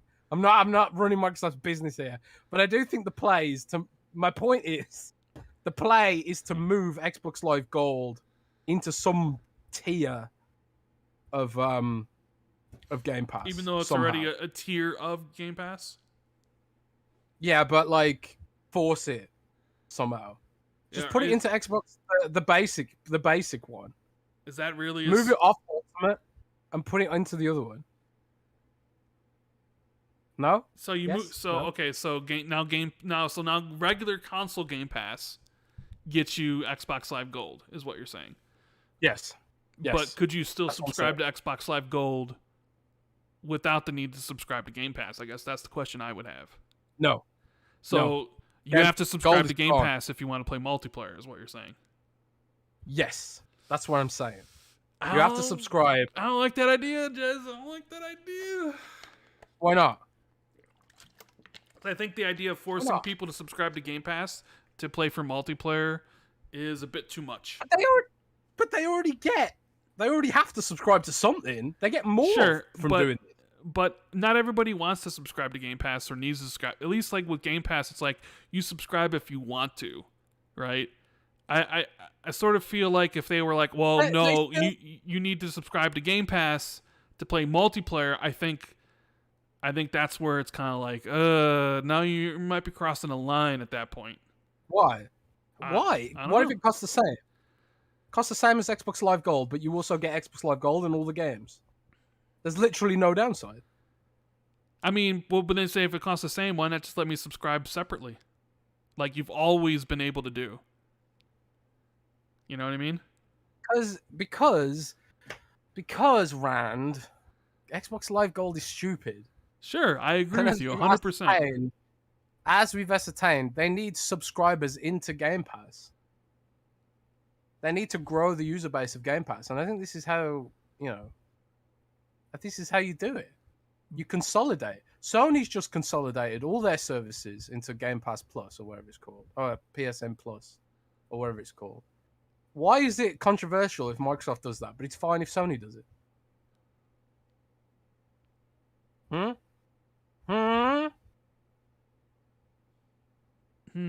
Exactly. So they can just be like, like Decado says, why not just say, hey, now you get Game Pass with your gold sub, no price change. And then they just move the branding across.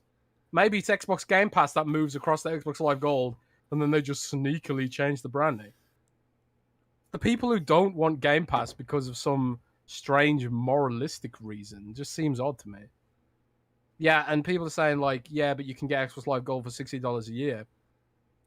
Yeah, that would be the main downside, right? Yeah. Is that that's the reason you lose that. But what does Sony have in that capacity?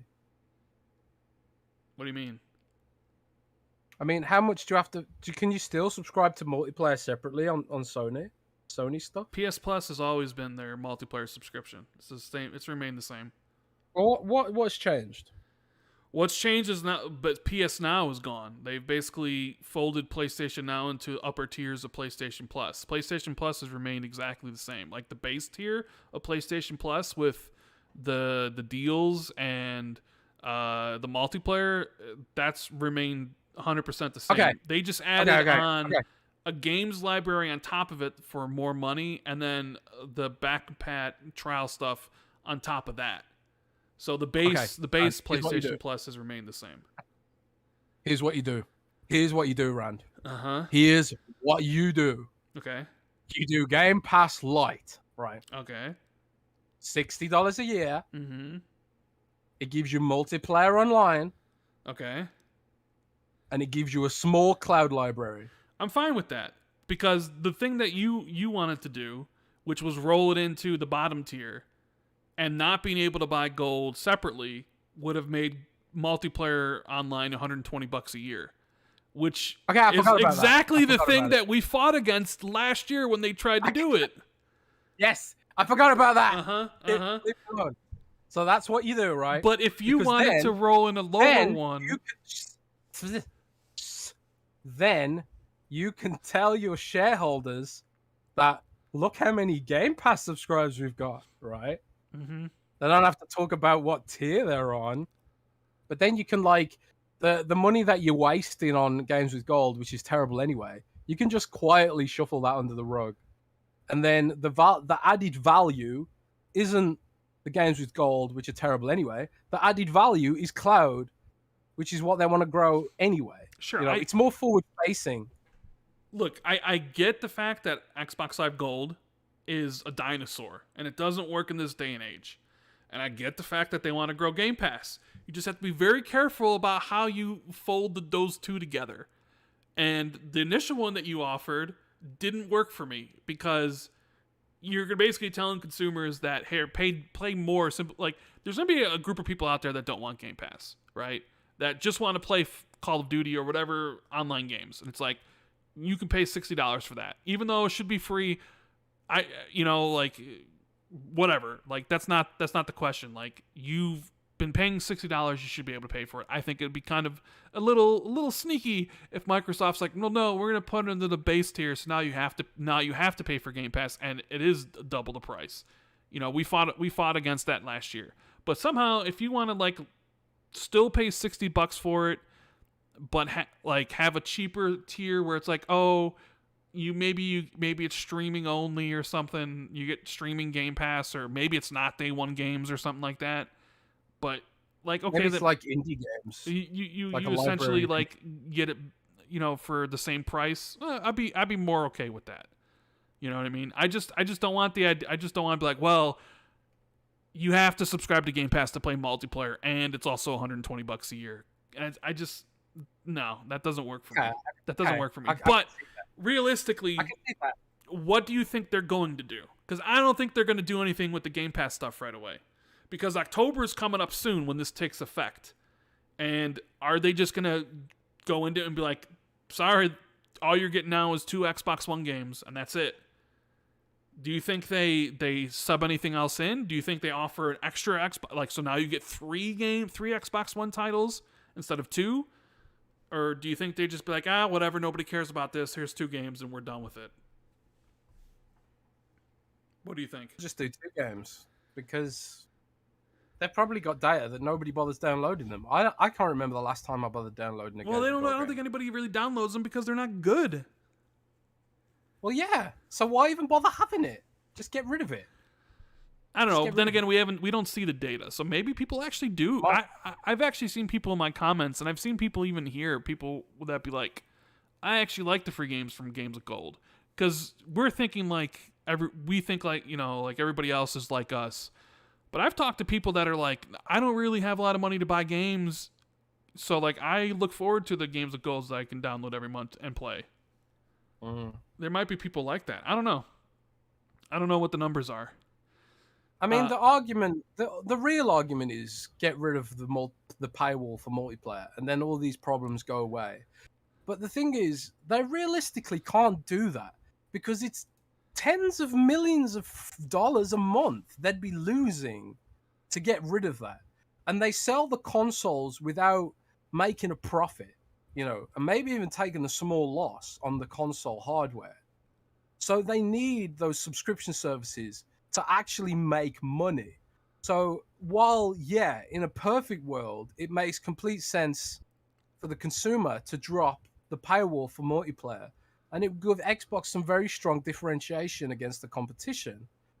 But at the same time, they need something to replace that lost revenue. And I don't think realistically speaking, if they just cut Xbox Games Live Gold completely, like all of a sudden, then we end up in a situation where, they lose a lot of money. They lose a lot of cash flow overnight. But you could argue, over time, they're going to start losing that anyway. Or maybe making the money back on microtransactions thanks to free-to-play games. There's probably an argument to be made that, like, Fortnite being fully free-to-play on Xbox, they're going to make a load of money from the microtransactions anyway. Or your Fall Guys, or your Rocket League, or your Call of Duty Warzone, and stuff like that. So maybe Microsoft will be like, well, if we make all these games free-to-play online, there'll be more players playing all of these games, and maybe all of the microtransaction money from all of these games will provide the added value that we need to offset the losses from Xbox Live Gold going away. But that's volatile. Xbox Live Gold is guaranteed money every month, so you can sort of, you've got more knowledge over that cash flow, whereas like third parties and their microtransactions are a little bit harder to predict. So there's business considerations to make when it comes to getting rid of Xbox Live Gold, which is why I think they should just roll it into Game Pass somehow. They could do a Game Pass Lite version with a cloud library for indie games or demos and stuff like that Project Moorcock.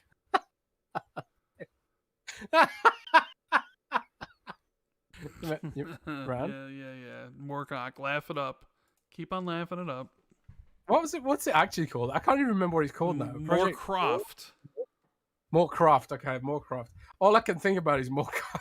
Is that all you can think about? Don't clip that. Clip it. Everybody clip that and then share it on Twitter, please. Please clip that. If you're watching, Sloth, please. No. If anything ever from the show needed to be clipped, it's that. Oh, well. Say it again one more time for us, Jez. What do you think about? What are you thinking about all the time? Moorcroft. I can only think about Moorcroft. Project Moorcroft, which brings demos to Xbox Game Pass, right? Maybe you put Project Moorcroft into the new Game Pass tier. Oh God. Wonderful. Chinook Guy has a suggestion. He says roll Xbox Live Gold into Xbox Live and then turn it into Xbox Live Arcade. Bring back Xbox Live Arcade. Anyways, since we're talking about the 360, I figured, since they're getting rid of these games, let's talk briefly about our favorite 360 games, Jez. Sure. So what are yours? What are some of your favorite 360 games? Or when you think back onto the 360, these are the ones that pop out to you. Well, it's funny because they asked this question on Xcast when I was there, and because I was so wasted, you were wasted. I couldn't really think. You were wasted. You were definitely wasted. I couldn't think off the top of my head. I was like, oh God, what 360 games do I like? And then I started thinking about just completely random ones like Dead Rising, and I was like, man, I did not like that game very much actually. But Dragon Age Origins is my favorite Xbox 360 game of all time, I think. Like, all things considered, Dragon Age Origins is the game on 360 that I completed the most. I completed that game like 8 or 9 times or 10 times in like multiple different ways. Every time I play it, I find something new, even now. Like a new path through a story, or a new conversation with an NPC, or a new conversation with one of the characters. The characters were great. The dungeons were amazing. The gameplay was absolutely superb. Dragon Age Origins is one of my favorite games of all time. But there's also games like BioShock, love that. Dead Space, love that. BioShock, 1 and 2 have a very special place in my heart. I honestly didn't like BioShock Infinite very much at all. I just didn't like the setting. But BioShock 1 and 2 were absolutely superb games. I loved them. Oh man, there's just loads. 360 was a great era. Metal Gear Rising, Fallout 3, Skyrim, Oblivion. Like, Oblivion was the first game that I played where you could, it felt like you could do anything. I was like, wow, I can pick up this apple. Wow, I can pick up this dagger. Wow, I can pick up this skull. Oh wow, I can throw this skull around. It was just crazy how much freedom that game gave you, because I'd never really played a game like that before. Like, every game I played up to that point were like kind of on rails, and you couldn't really you couldn't interact with the world to that level. And then there's of course things like Mass Effect as well. Mass Effect 2 is just I remember thinking about the jump from Mass Effect 1 to Mass Effect 2 in terms of quality, and I was just like, wow, They improved the shooting, the graphics, the engine. Everything just felt so much better, and the world just felt so much more realized and more immersive. I remember going into the Afterlife Club, you know, in Mass Effect 2 for the first time, and just being absolutely blown away by it. But yeah, there's so many great games. Like, what about you, man? I know you're gonna say probably a lot of the similar games that I said, right? Well, Hear it. I mean, yeah, the Mass Effect series, like Mass Effect 1, 2, and 3, especially 2 is probably my favorite. Gears of War, I mean, that was when next gen started. Like, I remember playing the first Gears and just being completely blown away, right? So when I think of the 360 gen, it's like Mass Effect, Gears, Halo, like Halo 3, Halo Reach. I also think of BioShock 1, BioShock Infinite. I still think if I had to say a series that defined the 360 gen, or like the experience, the initial experience of playing through a game, that was the best. Because I played Halo 3 thousands of hours, right? But I'm not sure anything matched that initial experience of playing BioShock 1 the first time. Yeah. Or BioShock Infinite. Like, I love those games. See, I don't know. For me, like Skyrim and Oblivion, like, I like both of those, but like, I don't really think, when I think of 360, I don't really think of either of those. I think of like, I actually think of like Red Dead Redemption. I think of Portal 2. I think of the Batman Arkham series. You know what I mean? Like Arkham Asylum and Arkham City. Hell, I don't like. Yeah, like I even think of like Call of Duty, because I think that's when Call of Duty took off. Like, and I wasn't really much of a multiplayer guy, but I played all the Call of Duties. Right, Modern Warfare 1, Modern Warfare 2, Black Ops 1 and 2, doing zombies and the Easter eggs and stuff. Like Far Cry 3 was another one that I really enjoyed. And then like that even before like the indie stuff, right, where you get into like Braid, the rise of Xbox Live Arcade, like Super Meat Boy, Limbo, stuff like that. Yeah, I never actually played Super Meat Boy. Does it hold up? Yeah, I think it probably still does hold up, yeah. So, I need to go check it out.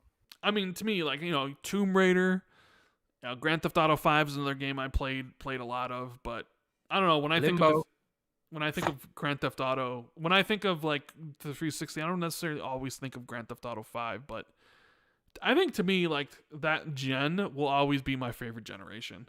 The 360 gen. It's one that I played the most games. It's still at that point when like a series would come out and we get a sequel 2 years later, right? Where it's like Assassin's Creed came out in 2007, but then we still got 1-2 years after that was even better.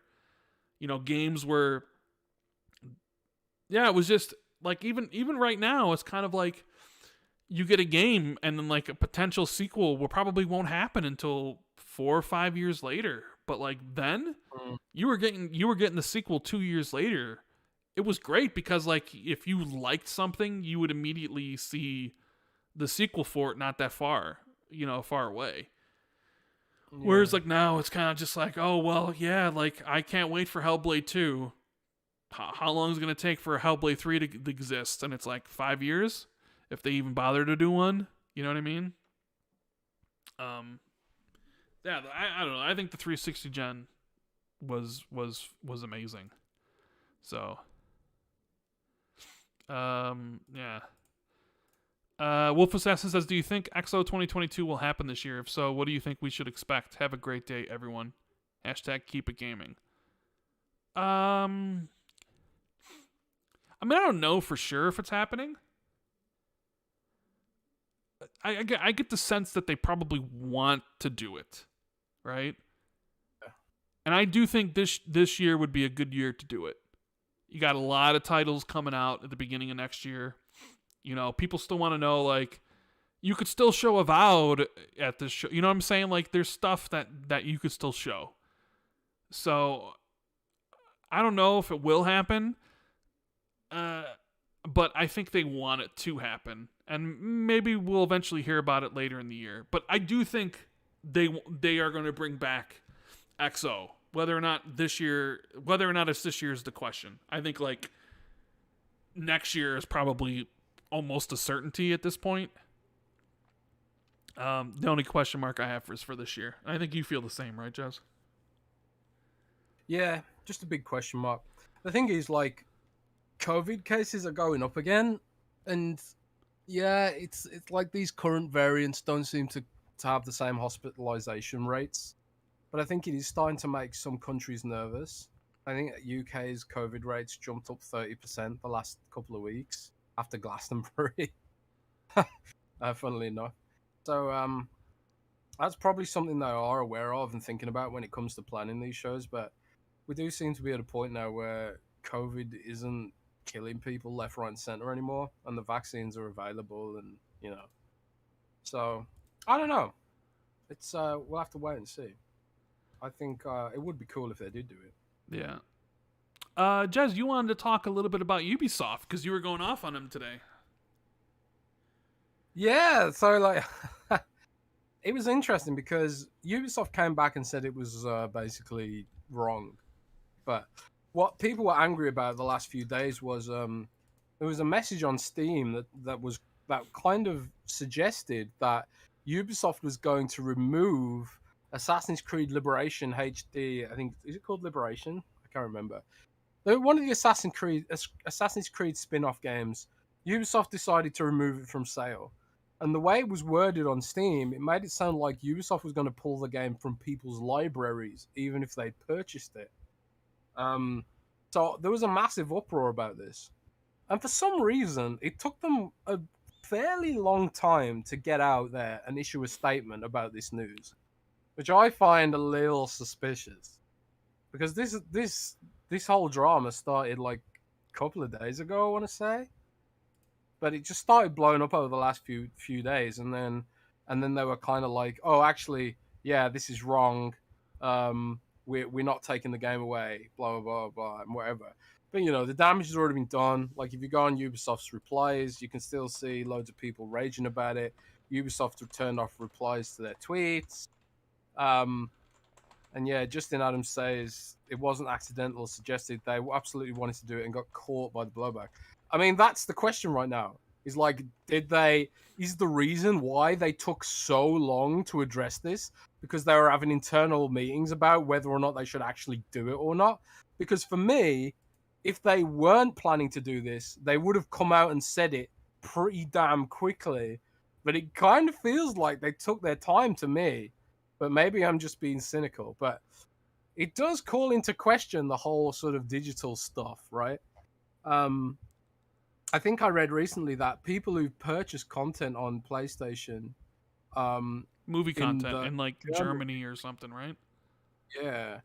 So like in some countries, people who purchase movie content on PlayStation Network, I think it's Germany and a couple of other countries, they are not only losing access to buy that content, but they're losing access to that content even if they've purchased it, which it could be a result of local laws allowing that to happen. I don't know.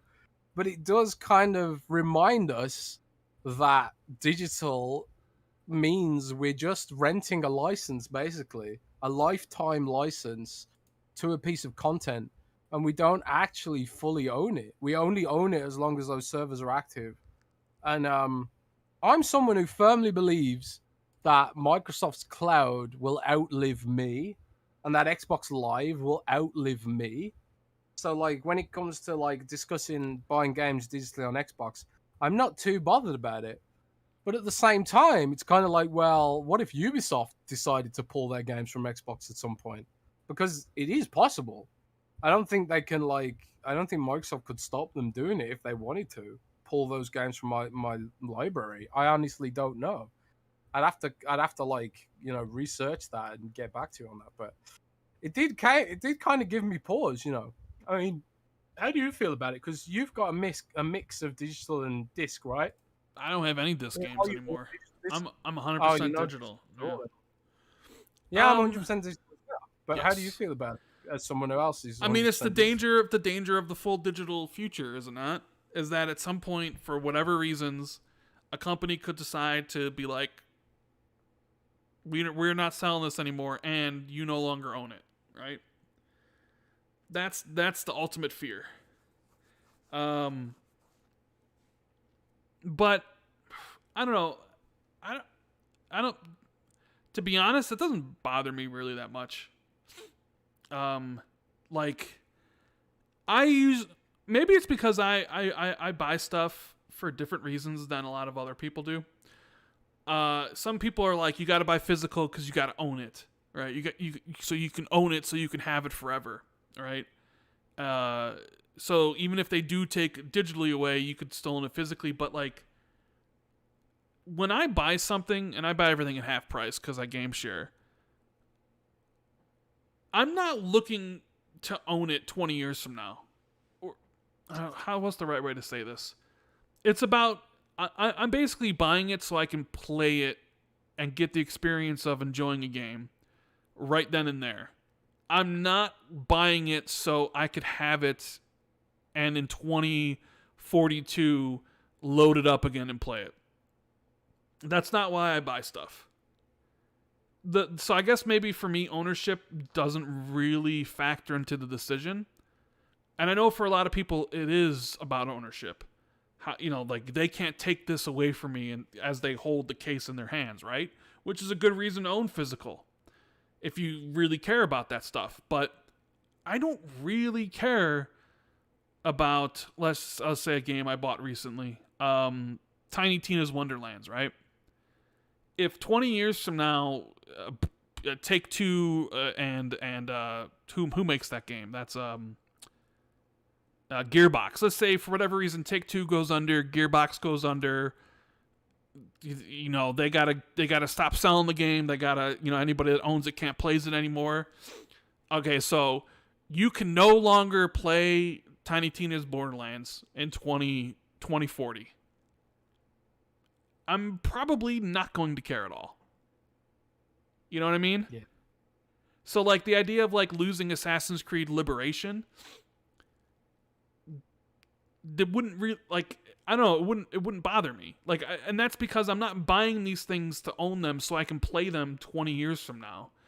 I buy these things so I can play through them and experience them, and then that's it. It's almost, I don't know, I look at them as maybe like disposable movie watching experiences. So like I spend $6 to rent something. Like I recently watched The Northman, right? And I recently watched Everything Everywhere All at Once. I spent like $5 where I watched them. I got the experience I wanted from them, and that's it. I paid the $5 knowing it was a rental.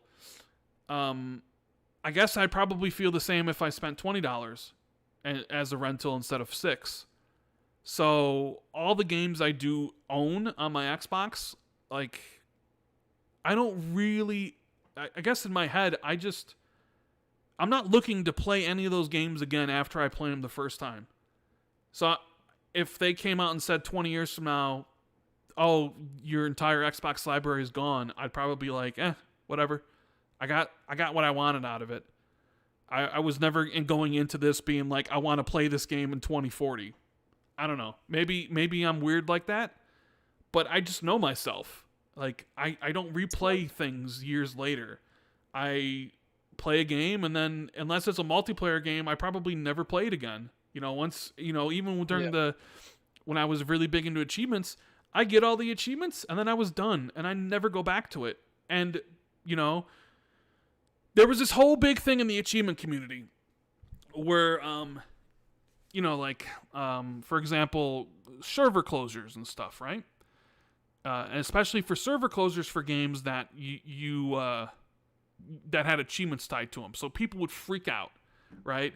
So like Ubisoft released a game in like 2005, and like they're closing the server for that in 2015, right? 10 years later. And people would freak out because, like, they're closing the servers to this game. We got to group up together. We got to play it. We got to get the achievements for this game that's going down. People would, like, freak out and then form groups to try to get the multiplayer achievements, right? I was always of the mind that being like, it's been 10 years. If you cared about this game, you would have already played the game or gotten the achievements for it. You know what I mean? Like, you only care about it now because they're taking it away and you won't be able to get that achievement, and it's a game that you might own, so now it's like, we have to do it now. I don't know, I was of the opinion, like, if you really cared about it, you would have played it in the the intermediate 10 years. So I don't know, maybe I don't know what chat's saying. Maybe some agree with me, maybe some don't. Pretty divided on it. But some people are saying, like, it's not just about that, it's about game preservation and stuff like that. And someone said it's about, passing on those experiences to your kids and stuff like that. But it's like, I get that, I get that it can be, collecting the games can be a fun part of the hobby. And I know, because I used to do it. And like I tweeted out recently that I own Persona 3 and Persona 4 on PlayStation 2. And I discovered that those games are worth like $200, in the condition that I've got them in, which is like pretty good condition. I've discovered that those games are like worth a lot of money, and there's probably even more. Like I've got a mint copy of Legend of Dragoon on PS1, for example. I bet that's worth a ton of money. But and I collect those things because it was fun. I had dozens of Xbox 360 games, and I often talk about how I used to have the base deck, the fossil deck, and the jungle deck complete of Pokemon cards, and they're probably worth hundreds of dollars as well now, and I just trashed them. But that's the only context that it interests me in, is like, how much money could I make on them now? Because I know for a fact I'm never going to play those games again, and I'll tell you why. My PlayStation 2 is broken, So even though I have those games, I have no PlayStation 2.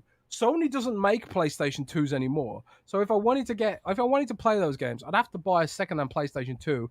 And then it's almost like, do I even care enough to do that? Probably not.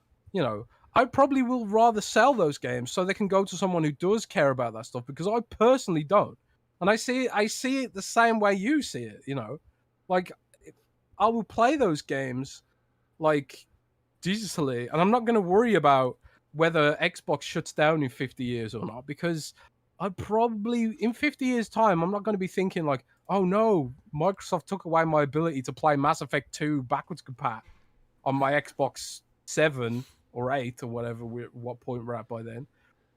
But yeah, pushing polygons, it says, this is what I say to the host, is just because you personally don't care, it doesn't mean it is important. It's like Overwatch being replaced by Overwatch 2. I completely agree with you. All I'm saying is, it doesn't matter to me, which is why I'm not going to go crazy about it, because I'm not personally invested in it. That being said, I have empathy, and like I said, I used to collect games, so I do understand why people are passionate about it, and that's why I think we should push to keep physical games as an option.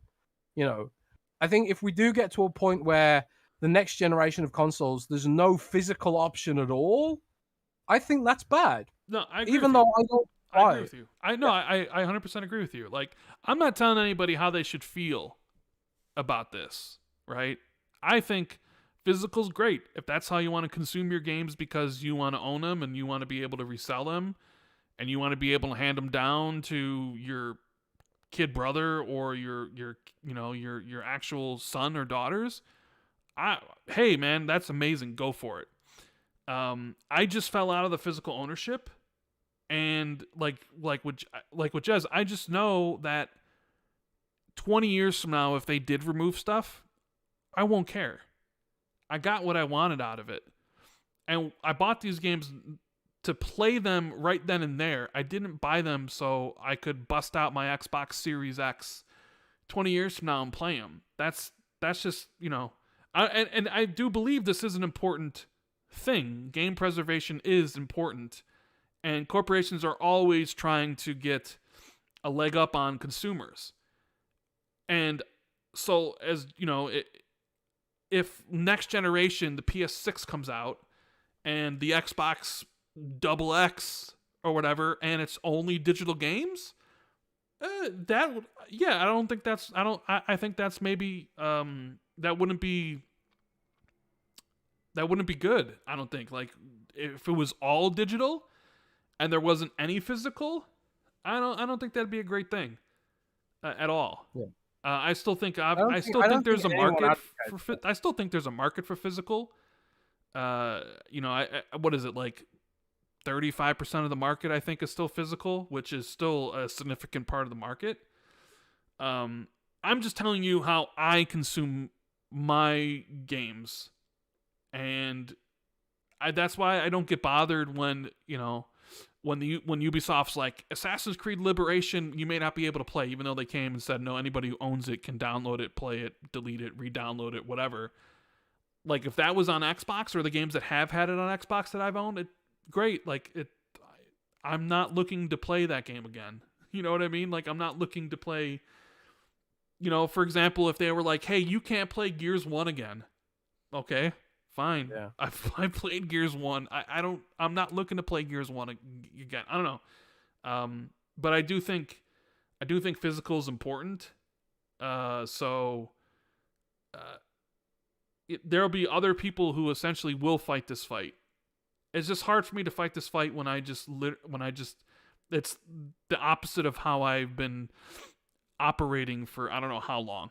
I just like digital. It fits into like how I play my stuff, and I've always played my stuff. I just move from one game into the next and never look back, and I never do look back. You know, I'm not, you know, our buddy Special Nick is here from Xbox era, right? His most anticipated game this year is GoldenEye, right? Which is a 25-year-old game. And that just couldn't be me. And I'm not saying that to shit on Nick, because that's like his thing. It's just different strokes, right? Yeah, it's just that's just that I'm not looking to play old stuff. And that's why like the back compat for Xbox never really appealed to me. When people were like, "Hey, look at all these great 360 games," and it's like, cool, like that's amazing for anybody who owns those games that can play them again. But like, I already played all those and stuff. So I did it. GoldenEye, Nick. Where's your super chat, buddy? Huh? What's up? You know, where's your super chat, Nick?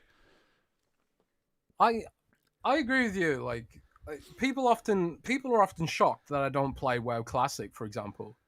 You know, like they released WoW Classic, which is like classic servers, and you know it's all the old graphics and the old gameplay, and it's like I've just kind of been there and done that. You know, I kind of want new experiences, but I am still happy about back compat because there are experiences that I missed that I now have the opportunity to at least go and try. Like Morrowind, for example. I never played Morrowind, and I still haven't played Morrowind. But I purchased it, and I'm gonna play it someday, maybe in 10 years, Rand, because that you know I didn't finish Dark Souls Remastered, Dark Souls 1 or whatever, 10 years after the first version launched, and I'm damn glad that I finally did it, because out of every game I played last year, going through Dark Souls Remastered is probably my favorite experience of the gen so far. Yeah. Because there's not been a fat lot else to play. But I'm really glad that I had the opportunity through the remake, and then you know the backwards compatibility, and then did they do FPS boost on Dark Souls Remastered? I don't know, or if it was just that way anyway. But the same with Dark Souls 2. Like I've started going through Dark Souls 2, and I also have the opportunity to go through Dark Souls 3, and I will do that. You know, I will finish those games eventually. But at the same time, it's like, once I've played them and completed them, I don't personally care. But I appreciate backwards compatibility, because a lot of people will have missed those experiences, and you know they'll be present for them to have their opportunity. But that's why I think like digital has a place to play in this area, because discs break, consoles break down. But at least with, you know, a cloud subscription service powered by the cloud, Microsoft can maintain those servers. Microsoft can make sure that I can play Morrowind on the cloud 100 years in the future probably more reliably than a local disc-based copy, you know. So I think cloud has a part to play here. But I think the final point to make on this is that even if I don't like it, I want the option to be there, and I think you feel the same way, right? Yeah, I mean, I don't think digital purchases should be disappearing at all. You know, like Yeah. I think they should be there. And I'm just saying, as someone who's like, let's imagine a hypothetical scenario where it was all gone. Like, I would be like, Nick gave a super chat because last two shows I showed Nick some love. So he says I'm essentially all digital, but physical obviously has a place. But I also love digital hoarding. Digital purchases shouldn't be disappearing. Period. Yeah, the Assassin's Creed thing is interesting because you would assume they own all the rights to that. Like, I understand some rights disappear, like you no longer own maybe the music in the game, or you no longer own something like that. It's like you don't own the right to sell it anymore. Like, I get that, and we've seen examples of that for some titles. But Assassin's Creed Liberation, like, they own that completely. Like, why would that be disappearing? Like, it doesn't really make any sense because they own it completely, right? So, Dalek says, "Hey Rand, stop the cap. You can't wait to play the Dead Space remake." You're 100% right. I'll be there day one for Dead Space remake. But guess what? I also own Dead Space 1 and Dead Space 2 digitally on the Xbox. And you want to know something? I'll never play those games ever again. I would never play Dead Space 1 or 2 again. But because they're remaking it, I'll actually replay it. But I actually won't replay the games I actually digitally own because I already played those games. And I maybe that might blow your mind a little bit. How could I be looking forward to a remake of a game when I actually own the other versions digitally? I could replay Dead Space 1 right now if I wanted to, but you know what? I don't care to. But I am really looking forward to the remake. It's crazy, right? Maybe I'm just weird. I don't know. Maybe I'm crazy. Maybe you are. Maybe I am crazy. Yeah. I don't know what else. Let's take some questions, Jez, shall we? It's getting kind of late here. Yeah. And Colt's about to do his show with the hypercharge dev.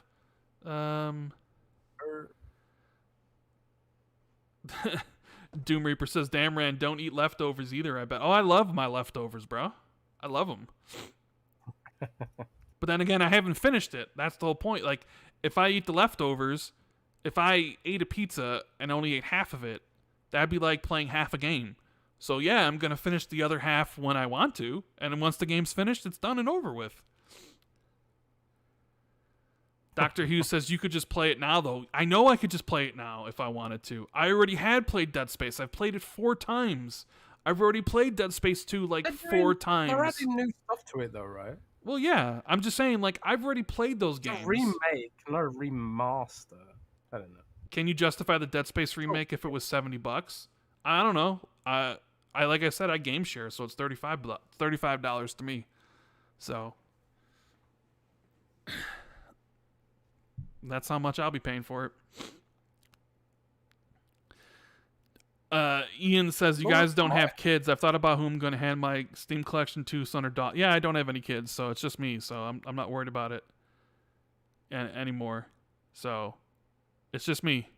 I know, maybe it is crazy. Maybe, like, how could you be excited for a Dead Space remake when you own the other games? It's like, but I played the other games so much. I don't know. I mean, I'm just nuts. I guess I'm just crazy. It's nice to see a game that you know really well presented in a new light, but remasters don't do that. Remakes do. So I don't know. Lord Meyerhoff says, "Is there any discussion regarding $70 games before? The discussions are resurfacing again." Yeah, I know they're resurfacing again. I just can't stand the $70 game discussion.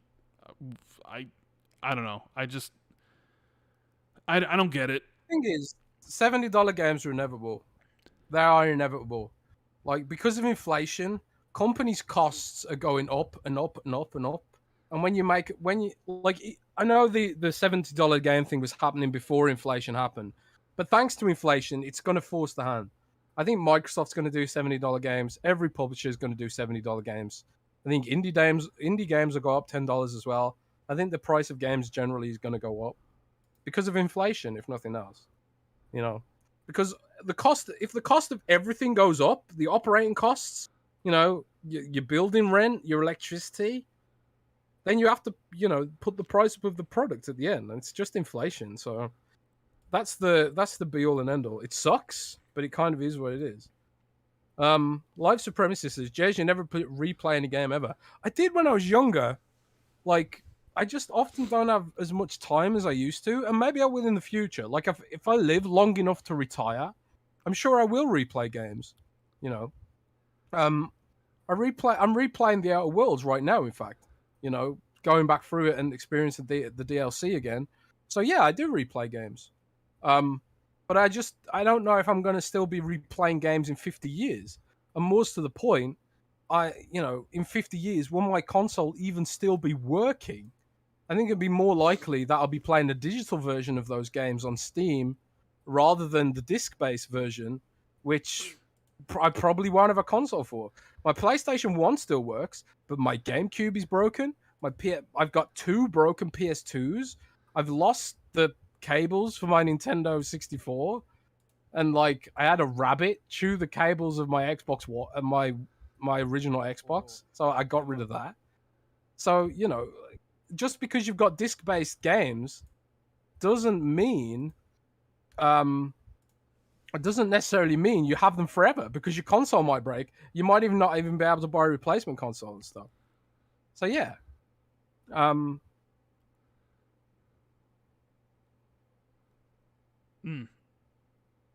Anything else to add, Jez? Other questions we got here. Yeah. So if you guys are enjoying the show, if you're leaving, make sure you hit the like button. Thanks for being here.